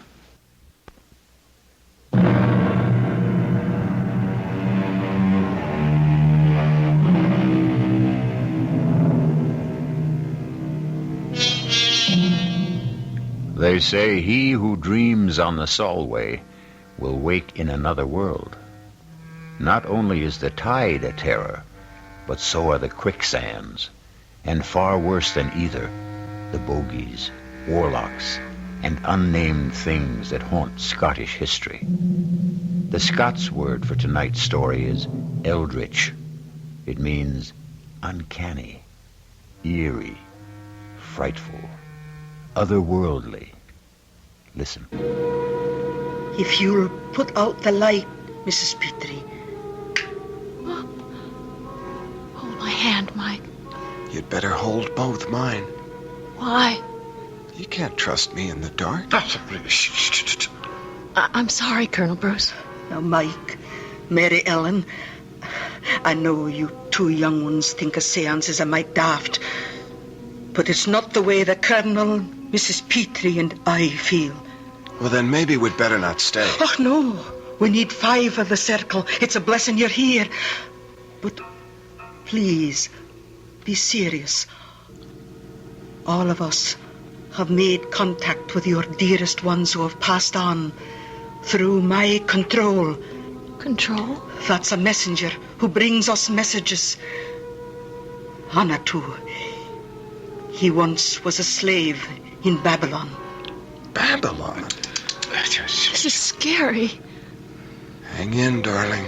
Now, may we all join hands, please? I'm asking you not to break the chain of contact now.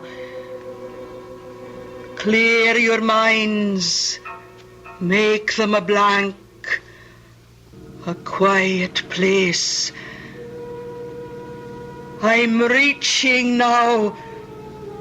Reaching away and above and out and over from here to the bonny, bonny other place that lies beyond our ken.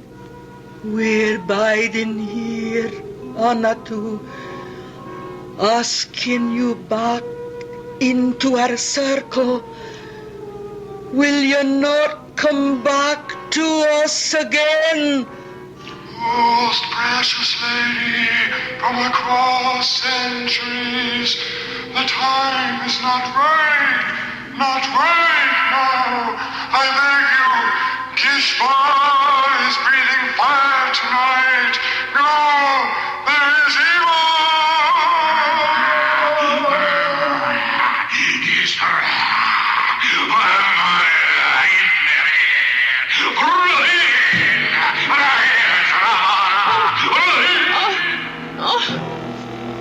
Stop it, in heaven's name! Someone get the light! Yes. It burned. It burned. Ellen, where's that damn light? Mary Ellen, are you all right? Yes, sir. What's all that smoke? Oh, that's just the incense we burn. I'm the one to blame for meddling in the business of the Lord. We'll not ever have a seance in this house again. I'm afraid that I loosed some devil out of hell this night.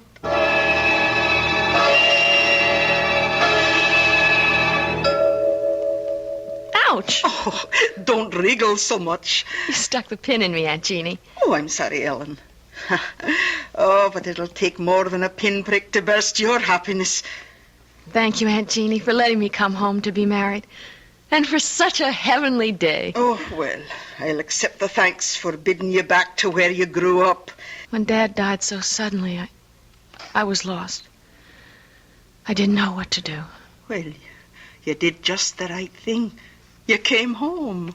You're two modern young people who are a lot smarter than we old people are. And as proud I am to be part of the gamble you're making in your lives. I am all goosebumps. I'll get back into my jeans and sweater. I've got a skin, just like I had last Wednesday night. Oh, don't mention it. I should never have had you children in that circle. It was so scary. What happened? I don't know. It was some kind of trick, wasn't it? I don't play tricks. Well, it was Maggie, your mother, who had the second sight, you know. That wee wisp, so delicate and so vibrant. When she died, it tore the heart out of me. But Will went off to America and left me to bring you up. Well, it put my heart back. And then when you were 15 and almost grown up and he wanted you to join him, I was left alone again. How could I stop you going? I didn't want to go. I know, but you were his flesh and blood. I found a way out of my loneliness. Nights when the roar of the tide used to come boiling up the firth outside the windows there, I thought I could hear Maggie calling to me. Or when the wind was skirling out of the northeast, I'd hear her voice on the wings of the blow. And I began to think maybe I had the call too. That's when I started the seances. Until the other night? Yes. I'll never hold a seance again, so the subject is closed. I realize I'm just a foolish old woman. I've never been so scared. Well, promise me to put it out of your mind. What's past is past. Your future is all that matters. It seems so right to be back. As if something were calling me. Oh, you're cold. I'll stir up the fire. No, don't bother. I just miss my American central heating. I think I'll go outside in the sun for a minute or two. Oh, go take a good brisk turn down the road while I finish this hem. That's a good idea. But don't go down the Firth road. Take the high road. Why? Well, I saw your Michael off this morning for the Solway. You don't want to run into the bridegroom on the wedding day. It's bad luck.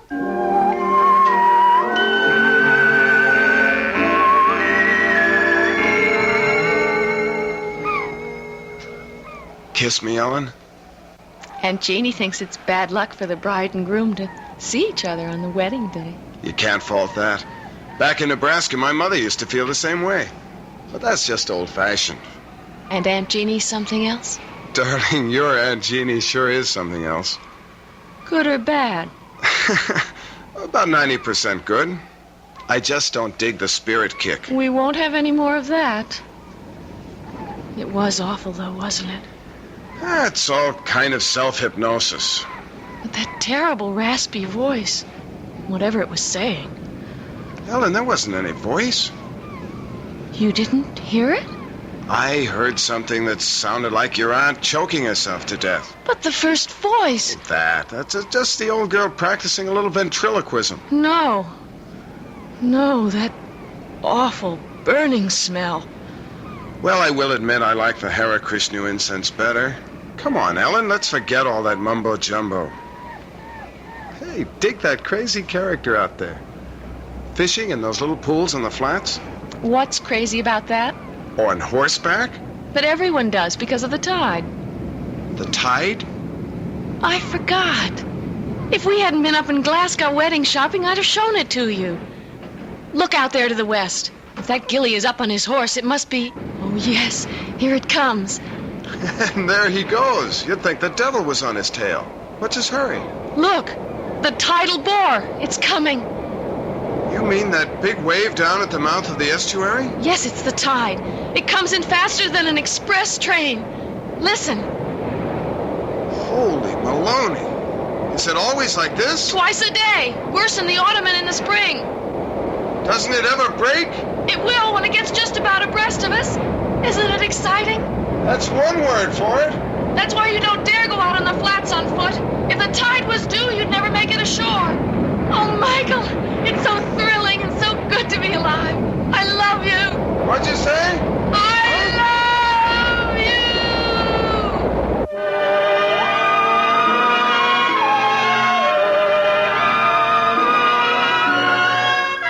Mike? What, sir? Husband? Read that loud and clear. On my way. What's taking you so long? Just brushing my teeth. Please come to bed. Why didn't you say that in the first place? Will you come under the covers? I'm freezing. I'll put some more coal in the fire. I don't want coal. I want my brand new husband. You got him. Oh, What is it, darling? nothing. It's just that funny smell. It's the coal smoke. Remember, you don't want coal to keep you warm. Just me. Oh, my darling. Yes. Yes, yes.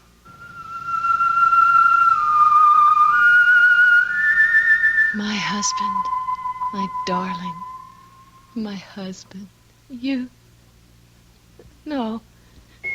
No. Please. No. No. Don't touch me. Go away. No.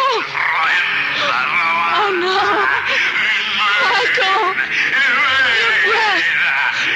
Oh, no. Oh, no. No. No. I cast you out.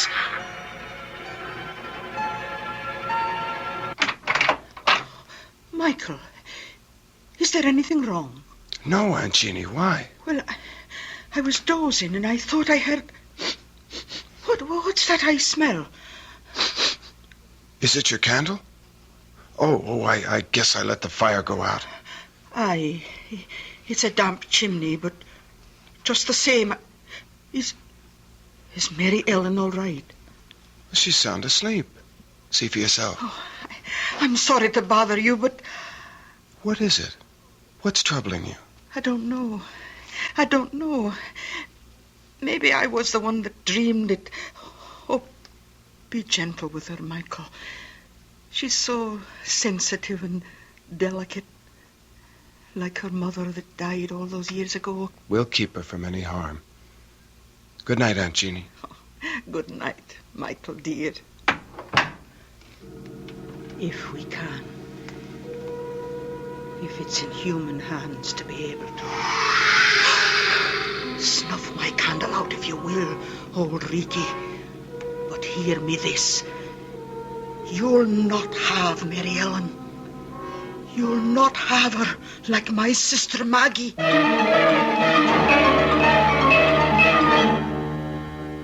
Old Reekie could be translated Old Smoky. It's a Scots name for the devil. Jeannie should know better than to mention him, for the old proverb says, "Speak of the devil, and his horns appear." Let's see when I return shortly with Act 2.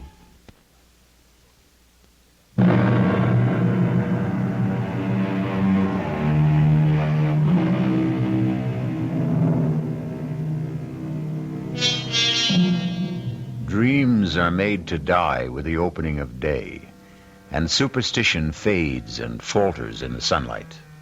So by the following morning, we might hope our bride and bridegroom wake and rise on the right side of the bed. Let's find out as Michael comes downstairs. Oh, good morning, Michael. I'm in the kitchen. Come on out. Morning, Aunt Jeannie. Well, and how is the bridegroom today? Well, the bridegroom's first rate. It's the bride who's not. Oh, what's wrong with the wee lass? No, I don't know. I think now you were right last night. Huh? Right. About what?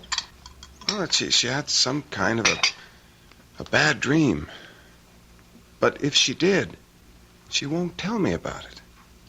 What do you think it might have been? Oh, I don't know. She's a sensitive wee thing. And she's back in the part of the house where her mother died. That was Maggie's room you're in. Maybe I should never have put you there. Anyway, I'll get her tea and go on up and have a wee chat.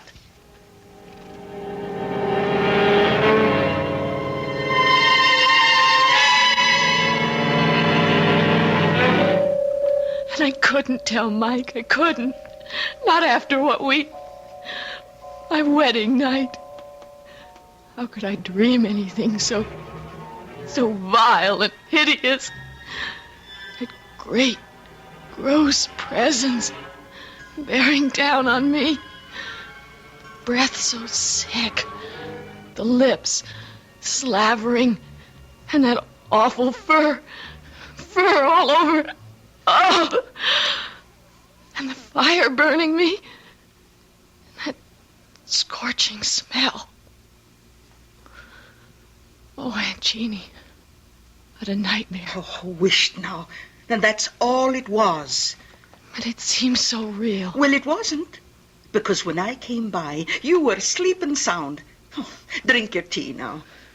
Oh, it's a good thing you married that nice American boy with his head screwed good and tight. Mike. He'll blow all the cobwebs out of your head. And he's going to have a good chance to. What do you mean? I mean, you two are going to have a nice honeymoon all alone for a big, long month. Where are you going? Oh, I've got an old girls' school chum who lives just outside Blackpool at St. Anne-on-Sea. For years, she's wanted me to visit. I'm not going to drive you out of your house. Oh, you're going to do more than that, Mary Ellen.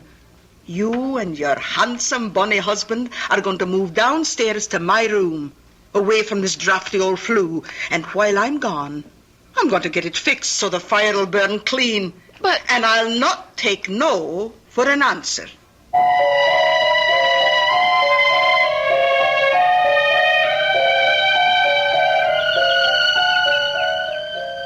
I thought Scottish weather was supposed to be terrible. Rainy, damp, no sunshine. This has been a very particular May. Our honeymoon. Yes. Sorry it's over? Desolate. Still, with Aunt Jeannie back, maybe you'll get a little more work done on the book. Darling, I have been busy in research. It is a love story. Speaking of that, do you think... Look down the road. I can't. Your front's in the way. That's Dr. Ferguson bringing Aunt Jeannie back. Our month is up. Speaking of your front, do you know how you've blossomed in the last 4 weeks? All right, Playboy, let's concentrate on other physical problems. How do we get out of a hammock without breaking a limb? Welcome home, Aunt Jeannie. Oh, Mary Ellen, precious. You've turned into a real Scots lassie. You've got the bloom on your cheeks. It's happiness. And those warm spring winds from the west. Hello, Dr. Ferguson. Hey, well, Mrs. Tilson. As a physician, I can only concur with your aunt's diagnosis. You're a picture of health. And how are you, Mr. Tilson? Never better, sir. Oh, I can believe that. Well, I really have to be back on rounds. Thank you for meeting Aunt Jeannie at the station. It should have been me. Without a car? Oh, you'd have had hard shrift getting me aboard old Bess since the carriage broke its wheel. You know, Jeannie, you should put that old horse out to pasture now she's nothing left to pull. Oh, I couldn't do that. We're too used to each other, poor old soul. All right, Dr. Ferguson, away you go. Right you are. See you soon. I'll take your bags up to the house, Aunt Jeannie. Oh, give me a hug first. That's right. Now, off you go, and me and Mary Ellen will have a week's chat on the way up to the house. Goodbye, Percy. Oh, I should never have said that. He hates the name. I'm not sure I blame him. Oh, well, that's not what's on my mind. How are you, dearie? You can see for yourself. Oh, don't say anything to Mike yet, but I just have to tell someone. Aunt Jeannie, I know I'm pregnant.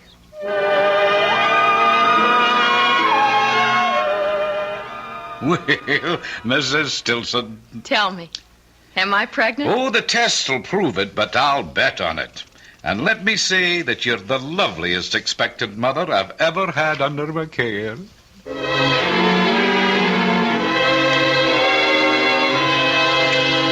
a little morning sickness is to be expected in these early months. Still... There's nothing wrong, Doctor. A young, healthy woman, what could be wrong? Still, we must take precautions. I'm writing out some medication for you that I want you to take each day.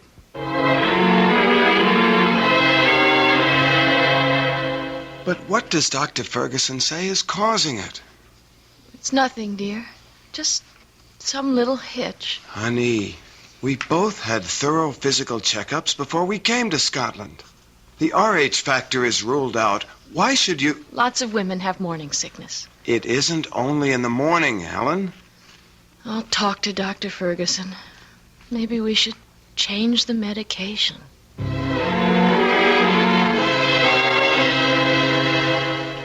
Mary Ellen, dear, I've talked to Dr. Ferguson, and he's completely puzzled. I'm not sure that I am, though. Is there anything you want to tell me? What can I tell you, Aunt Jeannie, that I haven't told him? Are you in pain? I've talked to the doctor about that. It isn't pain. I don't know. Ellen, are you dreaming again? Of what? Of the presents. I don't want to talk anymore. I just want to sleep. Only I don't want to. I don't want to sleep at all. It's just that I'm so tired. So tired.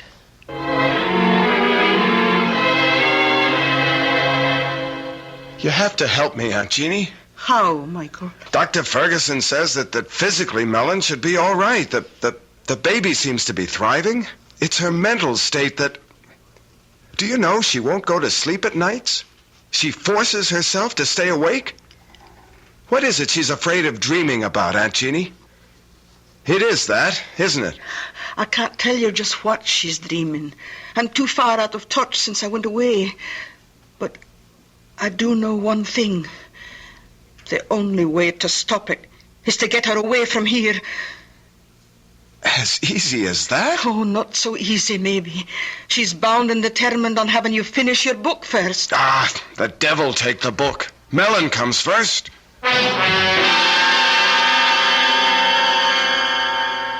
You sure you don't mind, Michael? I'm very sure. We're going home. To have your baby 3,000 miles away. Oh, darling. I don't know what to say. It can't be too soon for me. Well, it's sooner than you think. We're booked out of Glasgow tomorrow afternoon, home for America. I don't know. I should be feeling all sorts of things, I know, but the only one I can really feel is relief. Oh, such blessed relief. Oh, for the first time, as long as I can remember, days, weeks, I just want to go to sleep. Good night, darling. Rest. Sweet dreams. You'll keep me safe. You won't let me come to any harm. For better or worse, in sickness and in health, until death do us. Sleep, poor baby. Rest. I love you, Michael.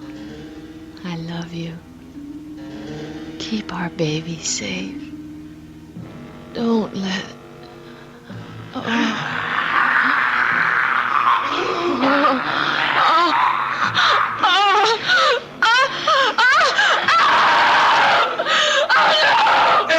Ellen, what is it? I don't know. It's pain, like a knife. I think maybe I'm going to lose the baby. You're going to be all right, Ellen. Don't worry. Get Dr. Ferguson. I'm going to call him now. You'll be all right. I'm fine. Just I'll send Aunt Jeannie up to you while I phone. Aunt Jeannie! Aunt Jeannie! What is it? What is it, Michael? Helen, maybe a miscarriage. What's Dr. Ferguson's number? Oh, you'll no get him by the phone. It's out of order again. Hello? Laddie, it's no use. It won't be fixed before morning. I'll go to the neighbors. It's a party line. If one's out, they're all out. Oh, God! How far to the doctors? A good 3 miles. Who's got a car? Only Colonel Petrie, and he's away up to Edinburgh for his regimental reunion. All right, then I'll go on foot. Aunt Jeannie, go up and help her. I'll make it as fast as I can. By the way, Michael, can you ride a horse? Yes. Good. Then take old Bessie. There's a bridle and saddle by her in the barn. She'll get you there faster. Take care of her, Aunt Jeannie. Don't let anything happen to her. Right along the Firth Road till you come to town. He's the 3rd house in on the right. And take care of yourself.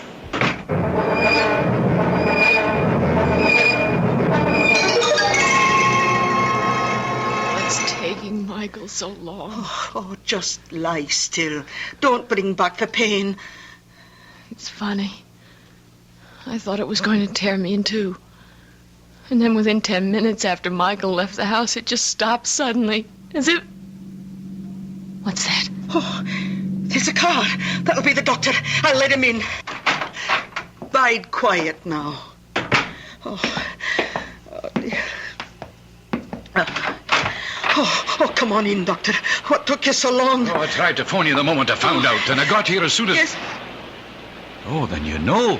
Of course I know. Who do you think's been taking care of Mary Ellen? Now you get on up to her and... What? Where's Michael? Oh, Jeannie, Michael is dead. Dead? How? Oh, here, let me close the door. Oh. Was Michael riding to try to fetch me? Of course.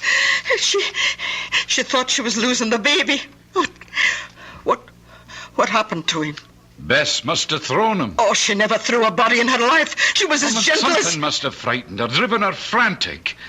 Jeannie, this is a terrible thing to tell you, but I examined the boy, and his body was covered with hoof marks. He was literally trampled to death.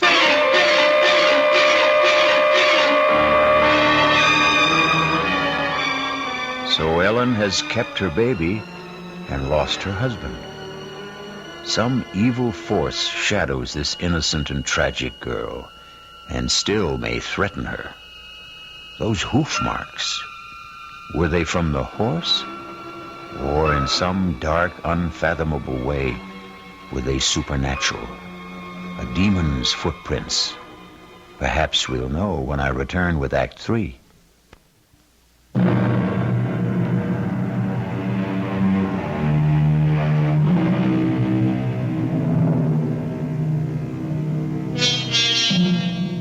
For 2 weeks, Ellen, after her first wild emotion when she heard of Mike's death, has retreated into herself, her face white and drawn, her eyes black and empty like 2 holes burned in a blanket. Now, as the doctor comes down after examining her... How is she today, Doctor? No change, listless, unreachable, hopeless. And her health? The baby? The baby... Yeah, there's no doubts of its vitality. Oh, I have a terrible time getting her to eat anything. Well, you must be more successful than you think, Jeannie. There's nothing the matter with Mary Ellen physically. No, it's her mental health that concerns me. The poor bairn has been through a terrible shock, Percy. Yeah, I know. You don't think there is any chance of her losing her mind? Jeannie, Mary Ellen is beyond me and my knowledge. Somehow we've got to call in a psychiatrist. Oh, Percy, what is it you're afraid of for Mary Ellen? Well, you don't like my medical terms. I want to know. Very well, then. Schizophrenia, more specifically dementia precox. Paranoid type, I'd guess. Oh, well, what does all that mean? Oh, withdrawal from life, delusions of all kinds, persecution, unseen enemies, that sort of thing. Oh, the second sight. Just like all of us. Now that's enough of that nonsense. You're all sensitive, delicately balanced women, but all things being equal, perfectly normal. Well, I have other calls to make. Oh, well, I'll walk you to the door. Any instructions for Mary Ellen. Oh, just that she keep on with the sedation I provided. And Jeannie, try to persuade her to let me call in another doctor. I'll see what's best to do. Be very careful. I'll do what's right. Hey, I think maybe tonight I'll take a run up to Glasgow and have a consultation with a friend of mine there, Dr. Engel. Good man. Maybe I could persuade him to run back down here with me just to observe her. Oh, bide a wee till I see what I can do first, eh? Yeah, all right. Another day or so can't do any harm. I hope.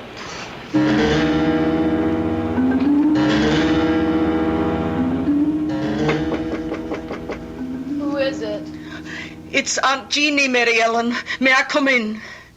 If you want. I thought you might like a wee cup of tea. No, thanks. What are you staring at? Out the window. The Solway. The tide just came in. Roaring and boiling. So fast. And now the water's all smooth. And with the sun on it, everything's wiped clean. I wonder if it heals as it washes over. What are you thinking about, child? I'm thinking about the first time I showed the tide to Michael. The day we were married. The day you said it was bad luck for us to see each other before the wedding. Oh, I was just joking about superstitions. Nobody believes those old wives' tales. Nobody believes so many things that are outside the ordinary. So many things they say don't exist but might be. Did you see Michael's body after? What? Did you see the marks of the hooves? Oh, don't talk about that, lass. I know they said the horse trampled him. I asked Dr. Ferguson about the hooves and he wouldn't tell me. You'd tell me, wouldn't you, Jeannie? Oh, tell you what? Were they like horseshoes? Or were they cleft in two? Were they cloven hooves? In the name of God, what are you saying? I'm not speaking of God. I'm speaking of the devil. Or some demon that haunts my dreams. Now, this is no time for foolish fancies. You mustn't let dreams spill over into your real life. Or is it the other way around? Oh, Mary Ellen, I don't know what it is you have on your mind, but... You can get me to Michael. Let me talk to Michael. He'll know. He can tell me what to do. Take me to Michael and Jeannie. Take me to him. Oh, can I, Mary Ellen? You know I know he's dead. I know he's passed beyond. But you can reach him. You can hold a seance. No. Oh, no. I swore I never would again after what happened that night when something got loose?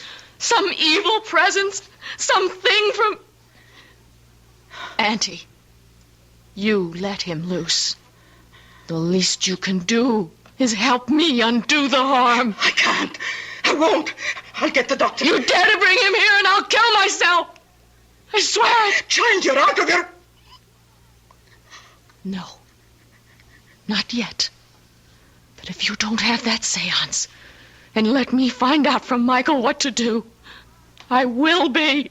I'll lose my mind. You've got to promise.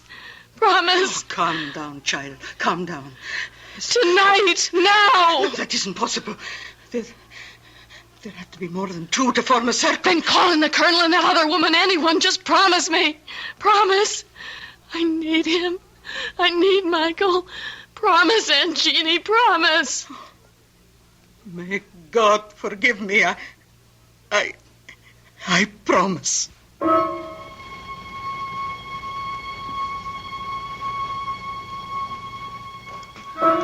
May we all join hands, please. Clear your minds. Make them a blank. A quiet place, open and hushed. I'm reaching now, reaching away and above and out and over from here to the bonny, bonny other place that lies beyond our ken. Can you hear me, Anatu? Can you come to me into our circle?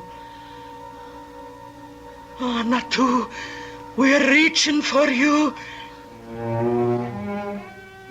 Oh, I can't make contact. Ask for Michael. I have no way to him. Then let me. Oh, try it.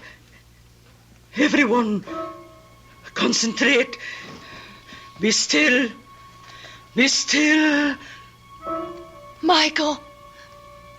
Michael, I need you. Come to me.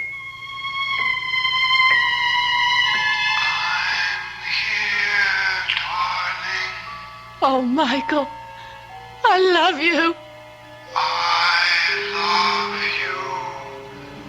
We'll be together again. Michael. It's not our child you're carrying. Get rid of it. Michael! It's no use, child. There's no contact tonight. We can break the ring. Will someone turn on the light, please? Oh, I'm that sorry, Mary Ellen. It's all right, Aunt Jeannie. You gave me what I wanted. I found out what I needed to know.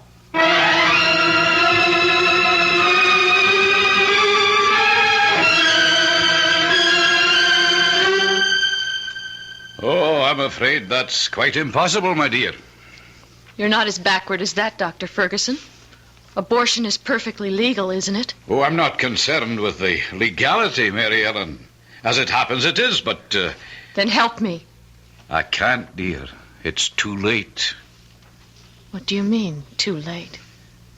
When you came to me a few weeks ago and we determined your pregnancy, you must have known that I would know it was already well advanced. But it wasn't. Michael and I were only married a month before that. You should know that. Well, of course I know that, my dear, but facts are facts. You're carrying a child that's past midterm, and abortion now is just too dangerous. Past midterm. 4.5 months. My guess is at least 5. That fast? Oh, God, no. It mightn't wait. It could be born any minute. There's no one to help me but myself. Well, I'll drive you home, child, and I'll give you something to get a little rest.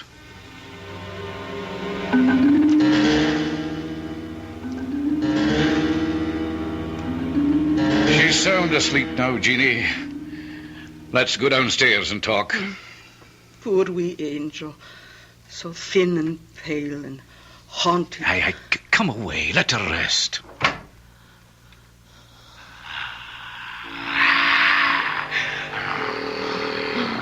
No. No.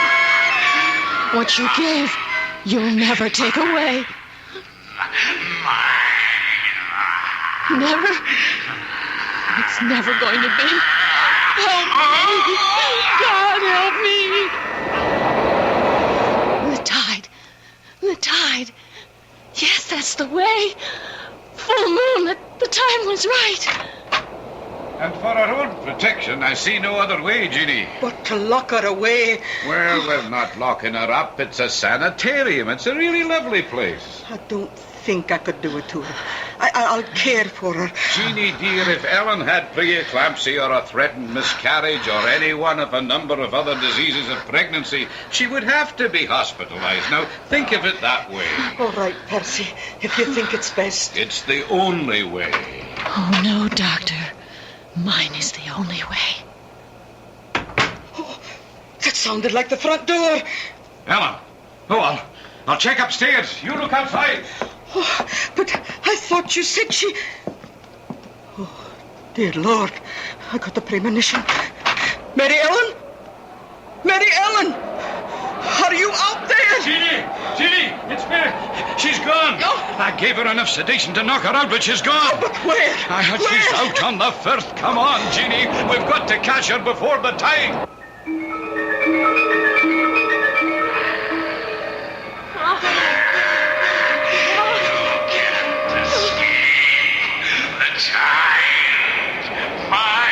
You'll never have him. He'll never be born.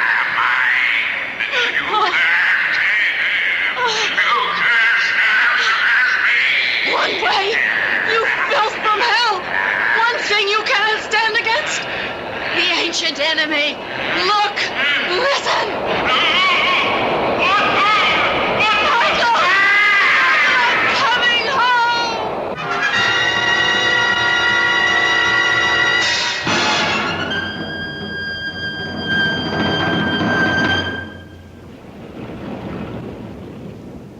There wasn't a chance.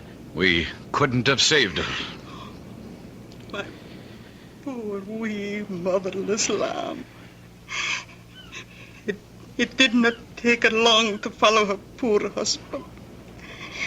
But the child... It hadn't been born, and she didn't want it.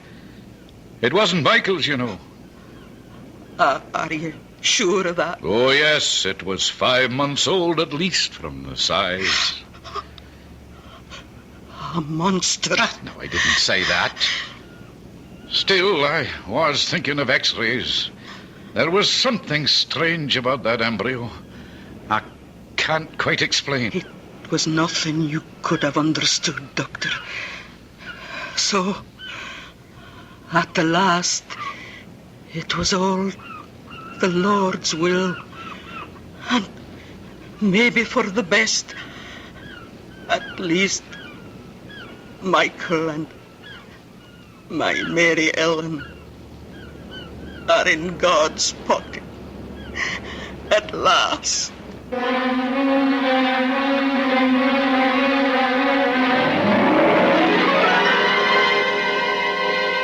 Who dreams on the Solway will wake in another world. Our story has come full circle. For us, it is the end. Let's hope that Jeannie is right, and for Ellen and Michael, it is only a beginning.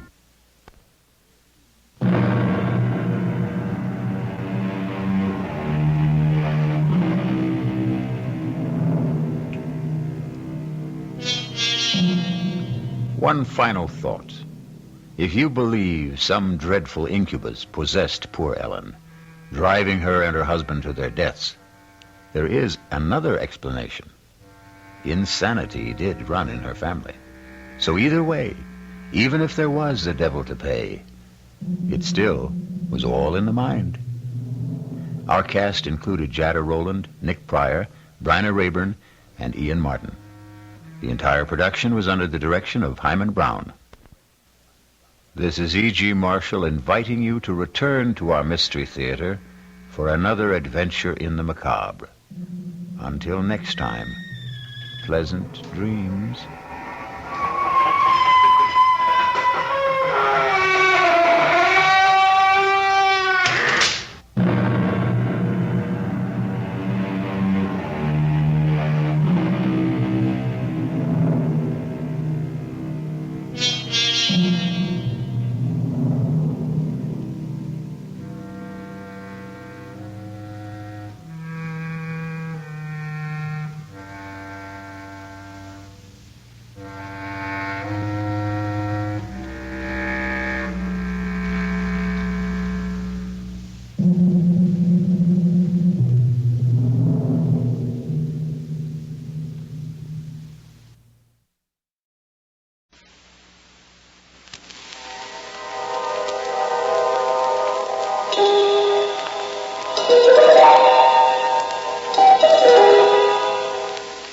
Man lives in a world of time and space. He lives in a spectrum of the universe. When he ventures beyond this limit, he is in the unknown, a realm where strange forces are brought into play. When man attempts to misuse these forces, he is sometimes destroyed.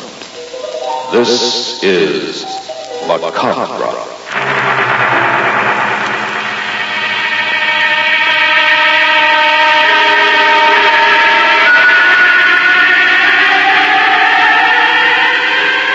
The Far East Network presents, in special performance, Macabre.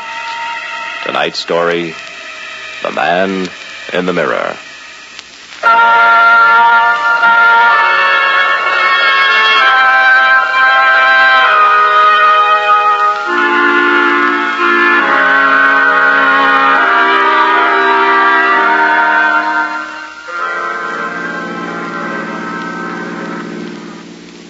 These freeways, always working on them. Only 2 lanes here. Why can't they make their repairs on off hours? No, gotta blast away during rush hour traffic. What's the matter with that guy ahead? How come he's slowing down? That'll teach him. Boy, I'm tired. Hard day at the office. Peg's got a hot supper waiting at home. I'd like to get there sometime today. That guy ahead didn't pay any attention to me at all. Come on, Buster, speed it up. Series 6, I want to get home. Okay, I'll pass you then. A 4-barrel car will leave you in nothing flat, buddy. How's that for speed, eh? Hey, truck. I didn't see it coming. I'll get back head on collision. Oh, no. You can't get away.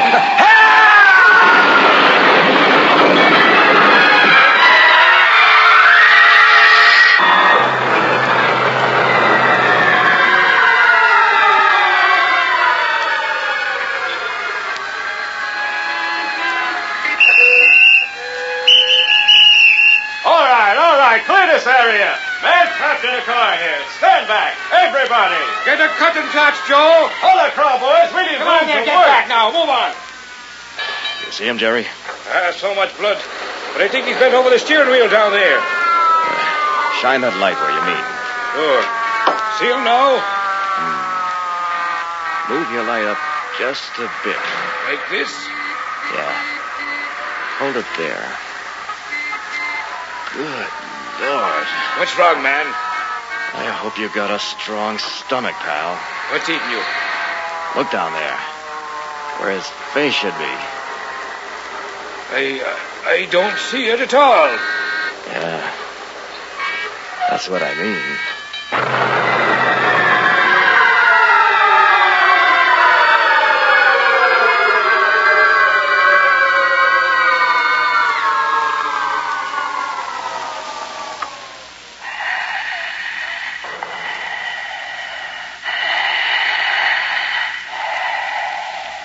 Not a chance to save this one, nurse. Careful, you may be conscious, Doctor. I doubt it. Another minute or 2 and it'll be all over. Sponge the blood, please. He's bleeding too fast. Yes, poor fellow. Even if he lived, couldn't get through life like this. Doctor, respiration irregular. It won't be long, I'm afraid. Scalpel. I can hear every word they're saying. I can't move. Paralyzed. Scissors. The accident. The truck. I know what happened. Sponge. Almost nothing left in my head. Don't give up, Doc. Try to save me. Hemostat. Respiration shallow. Hardly worth the effort. Nothing can save this man. Please, Doc, don't quit. I know you can't hear me, but please try. Help me, Doc. Don't shake your head. I'm not homeless. I want to live. Doctor, Yes. respiration stopped. I see. Don't give up. I want to live. I don't want to die. Are you going to open his chest, Doctor? Heart massage. Yes. Absolutely hopeless. There isn't a chance. He may take another breath in a moment. Another breath? Yes. Yes, I will. Don't give up. You'll see. I'll... breathe. You'd better wash up, nurse. Oh, don't leave. A breath, Doctor. Spasmodic. Probably his last. Oh, I'm still alive, Doc. Try to save me. Help me, for God's sake. Stethoscope. Please don't let me die. I'm afraid. Why did I have to pass that car? I'd give anything to live it over again. Anything. Can someone help me? Oh, God. Oh. Perhaps I can, John Randall. Who called my name? Oh. It was I, John Randall. You're not the doctor. Indeed, I'm not. Did I hear you say you would give anything not to die? Yes, anything. I thought so. John Randall, I'll save your life for a price. Anything you Let say. me finish. I can turn back the clock, return you to the freeway before the accident. It will be as if nothing had happened at all. But that's impossible. You haven't much choice, John. It's crazy. How can you expect me to believe a thing like that? Is he dead, Doctor? I'll know in a moment, nurse. You have no time to argue. Decide quickly. When you die, you'll be beyond my reach. Oh, I'm sinking, growing weaker and smaller. You're dying. Decide. Well, it's a bargain. Good. In just a moment, it'll be 1 hour ago. You'll be on the freeway driving home in your car. But remember, John Randall, I'll be back 1 week from tonight to settle. Where will I find you? In the mirror. Just look for me in your bedroom mirror. Goodbye, John. Don't forget our little agreement.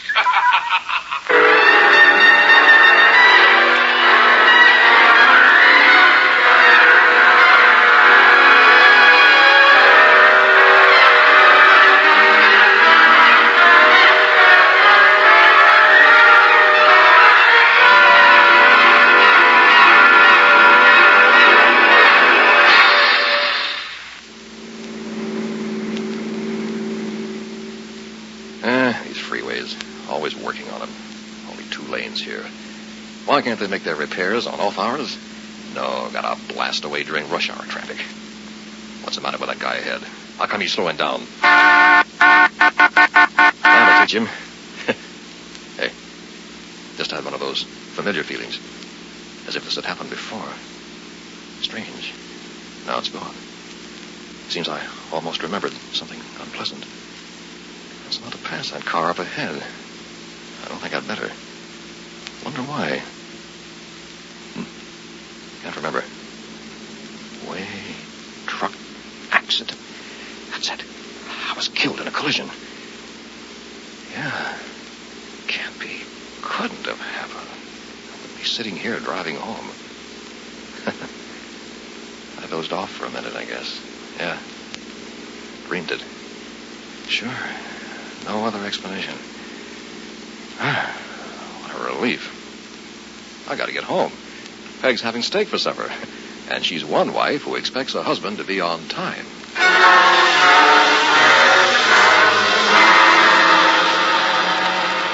My, you were hungry tonight, John. You ate like a condemned man at his last meal. Peg! Oh, I startled you, darling. Why so deep and quiet? Nothing. Just thinking. John, I honestly believe you've been working too hard, especially since you fell asleep driving home today. Oh, let's take a week off together and run down to Mother's. A week? Yes, dear. We haven't vacationed in 2 years, not since we were married. Mother says we can have the cottage on the lake. You called your mother? Just before you came home. Please, John. She wants us to come down. It's really a very nice lake, and you know how you like to fish. I don't think the office can spare me. Ask them. It takes time. We need plans. I can't just pick up and leave my job anytime I want. Say yes, darling. It'll be our second honeymoon, and I don't see much of you anymore. Ah, Peg. What would I do without you? Oh, not too well, I hope. Darling, I love you. Come here. Tell you what.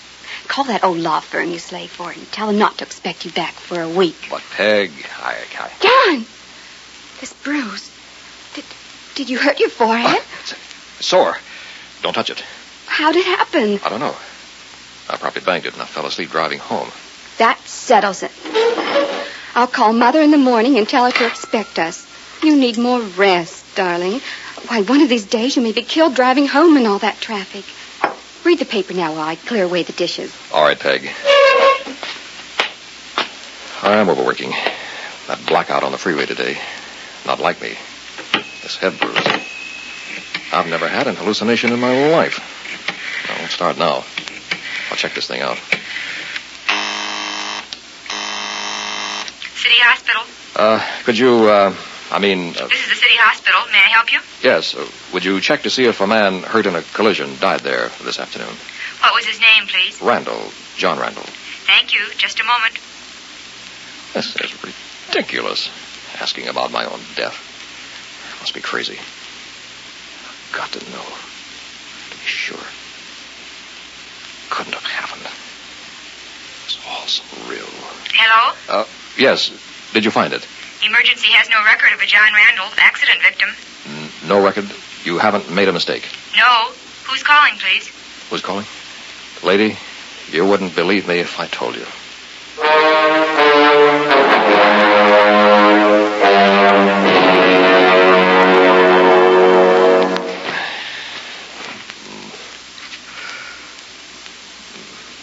What's the matter? Can't sleep. It's too hot, I guess. It's nearly 5. Time to get up soon. Want some hot coffee? No. Maybe I'll drop off for a nap. You haven't slept all night? I don't think so. John, something must be wrong. You always sleep like a log. Don't get excited now, Peg. Shall I call the doctor? You know you've been working too hard. No, I'm fine. Will you keep quiet so I can try to get some rest, though? Oh, all right. You haven't said a thing about going to Mother's. Peg, I'm dead tired now. Shut up, will you? John, what's that on your forehead? No tricks, young lady. Now turn over and keep quiet. Darling, wait. I'll turn on the light. John! It's blood! What? Your forehead, it's bleeding. No, Peg. No, it didn't happen. I imagine the whole thing. The accident really didn't happen. Accident? John, you lie right there. I'll call Dr. Shane. Don't, Peg. You must have cut a vein.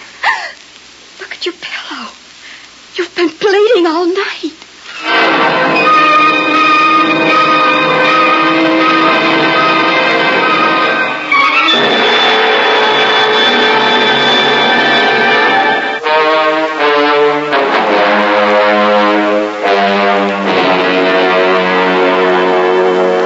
I've examined you thoroughly, John. I can't find a thing really wrong. But we may have to go to my office for further tests. How do you explain the blood, Doc? I don't. There's no evidence of a wound at all. Where'd all this blood come from? That presents a puzzle. Of course, we're not really certain it's really your own blood. We'll have to make tests. In the meantime, why don't you tell me the truth? What are you talking about? John, I've been your family doctor for many years. You're as healthy as they come. Now you hint of some accident that never happened. You complain of a soreness in the region of the forehead, and all this blood from some imaginary wound. Now, really, what do you expect me to think? Doc, you think I'm crazy. I didn't say that. You don't have to. There's more to this than meets the eye. The understatement of the year. Put yourself in my place. What would you say? Send me to the hospital, I guess. That's more like it. Now tell me what really happened. Start with the blood. I can't answer that. If you want me to help, you'll have to tell the truth. I'm trying to, Doc. It couldn't possibly have come from you. But There isn't a mark on your body. Who do you think you're kidding? Impossible. Doc, you wouldn't believe me if I told you. Yeah, give it a try. I might. Maybe I should have died on that operating table. What? All right. I'll tell you. You'll think I'm nuts, but so help me, it's the truth. All started yesterday, and I was driving home on the freeway. I thought I had an accident. What do you mean, thought? Aren't you certain? Let me finish, Doc. I hit this truck. They rushed me to the hospital. I was dying. Face torn off, blood everywhere. And then, just before I died, a voice called to me. Knew my name and everything. He said he would save me for a price. I had to agree. What did he ask? Didn't say. Just said he'd be back in a week to settle. Where are you supposed to meet this man? That's the funniest part. He said to look in my bedroom mirror, and he'd be there. Then what? Found myself back on the freeway as if nothing had happened. I got home. I checked the hospital. They had no record of an accident victim of my name. I could have told you that. What do you think, Doc? I'm not trying to pull a fast one. I'm scared. You blacked out for a moment while on the freeway, fatigued from overwork. I've ruled out the possibility of a small stroke. Recovery was too rapid. Blacked out? Fatigue acts in strange ways, John. Sometimes makes it difficult to separate fantasy from reality. You've pushed yourself to the breaking point. You'll have to be careful. You don't believe it happened? Yes, it certainly did. But only in your mind. Sounds reasonable. What about my forehead? It's pretty sore. Probably sympathetic. That leaves the blood. If it weren't for that, I'd dismiss you right now with just a warning to slow down. I'm taking a sample of it back to the office with me. I want you to come along. What about Peg? Leave her home. We'll call her later. There's something here I don't quite understand.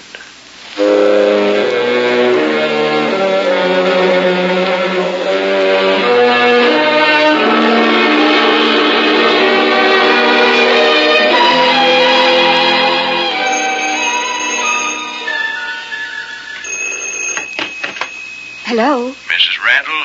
Yes? This is Dr. Shane. Oh, how is John? What did you find out? That's what I want to talk to you about.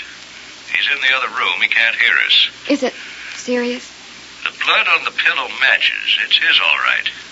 But I can't figure out where it came from. He checks normal in every way, with one exception. Oh? The results of the EEG test show a brainwave irregularity. Now, it would seem that John received a hard blow on the head. However, I can find no physical evidence to verify this. What does it mean, Doctor? Hard to tell at this point.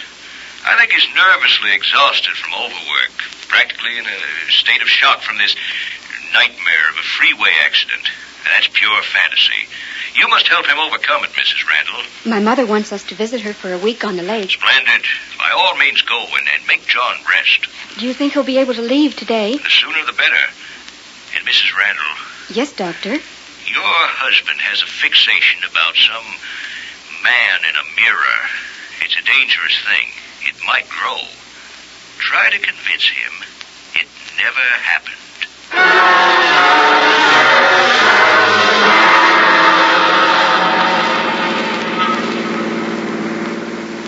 Oh, darling, we'll have so much fun.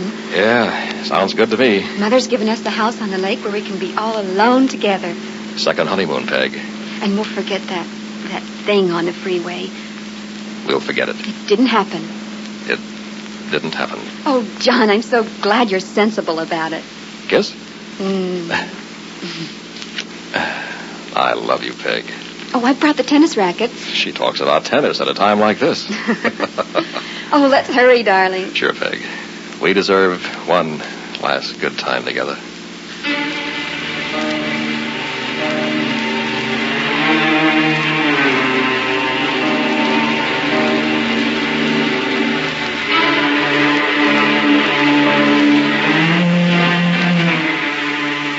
How about some more eggs?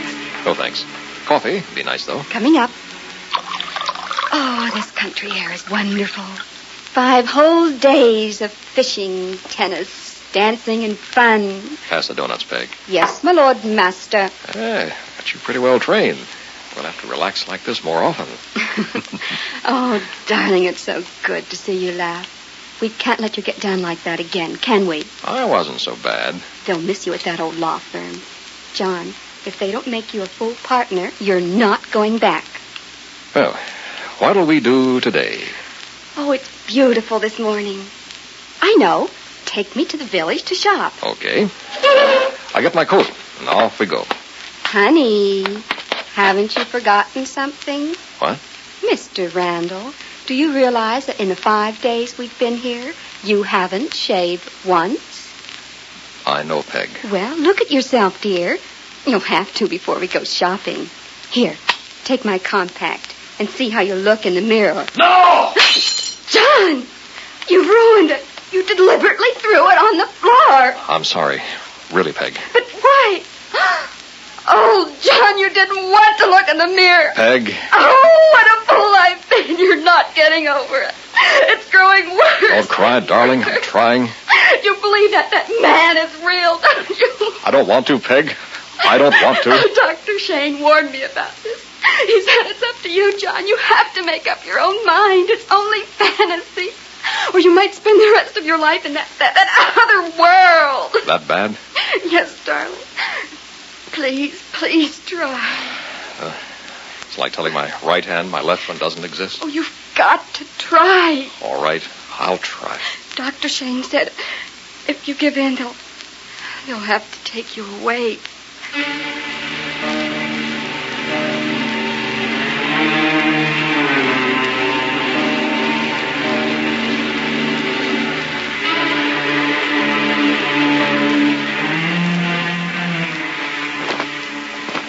John, are you feeling all right?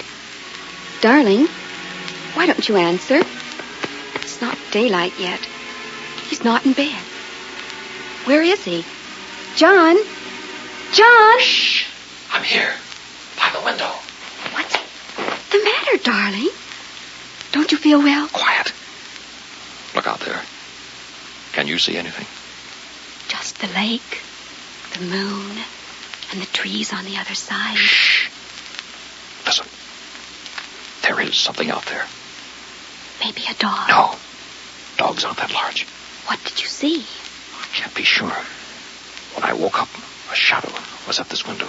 My poor darling. Don't pity me, Peg. Well, Dr. Shane said fixations with a time limit usually leave after the limit has passed. Shh. Be quiet. There's nothing out there. Now come back to bed. This is the 7th and last day, darling. That man's not coming back because he never existed in the first place. Please, John, you just have to get by today, and then you'll be free.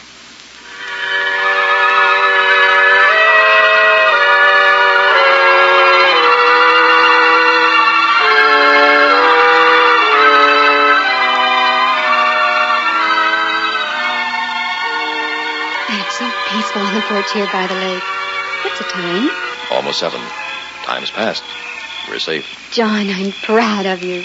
You won, darling. You stood your ground and won. Yeah. Really a sweat, eh? It's just had to end this way. No one believes in witches and phantoms anymore. We're too scientific. I can think clearly for the first time in a week, now that it's over. Oh, we have this wonderful lake all to ourselves tonight.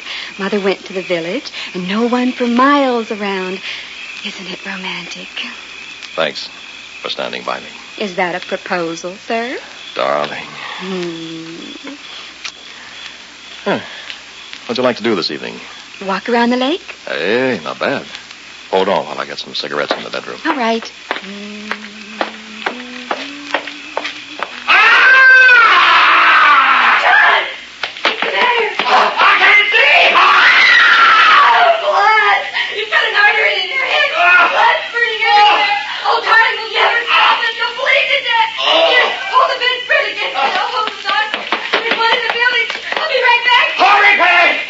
Oh, no. I didn't cut an artery. It's the devil's work. He's here. You don't have to hide. I know you're here. My. Quite messy. You did come back. Where are you? In due time, friend. You didn't expect me to forget our appointment, did you? I'm bleeding to death. You haven't helped me a bit. You were badly mashed up. Difficult to remove all the traces. What is it you want? Merely as a timekeeper. To say, time's up. Dr. Shane says you're a figment of my imagination. So, you're not real. And how do you know Dr. Shane is real? Because I can see him and talk to him. Can you not talk to me? I've never seen you. Look into that mirror. Oh. Look! Good Lord. You're a strange lot. You deny the existence of other worlds because you cannot see them. Have you ever seen a thought in your head? Of course not. Does that make it less real? I don't owe you a thing. Your agreement was for 1 week of life. That has been fulfilled. You should have followed your destiny and died in the accident. But you chose another path and bargained with me. My life is over. Will you join me in the mirror?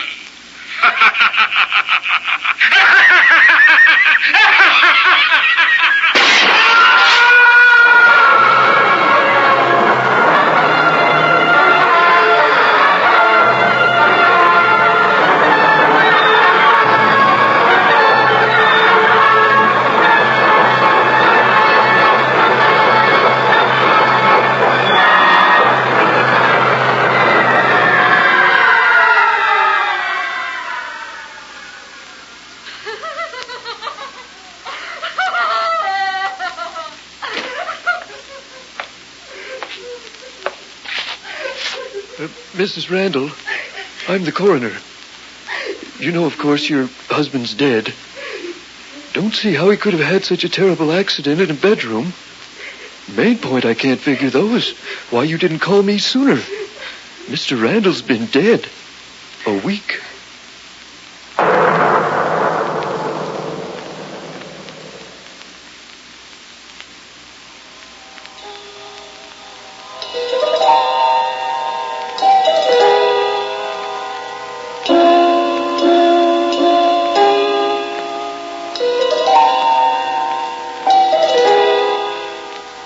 You have just heard Macabre, a special Far East Network presentation.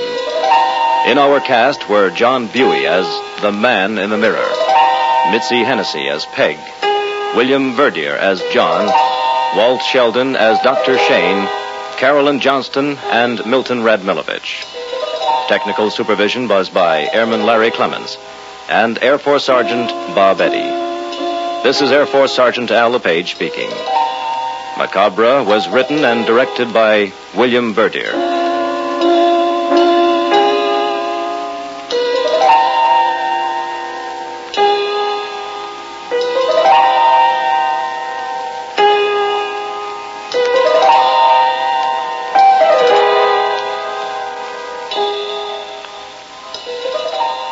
Macabre comes to you each week at this time through the worldwide facilities of the United States Armed Forces Radio and Television Service.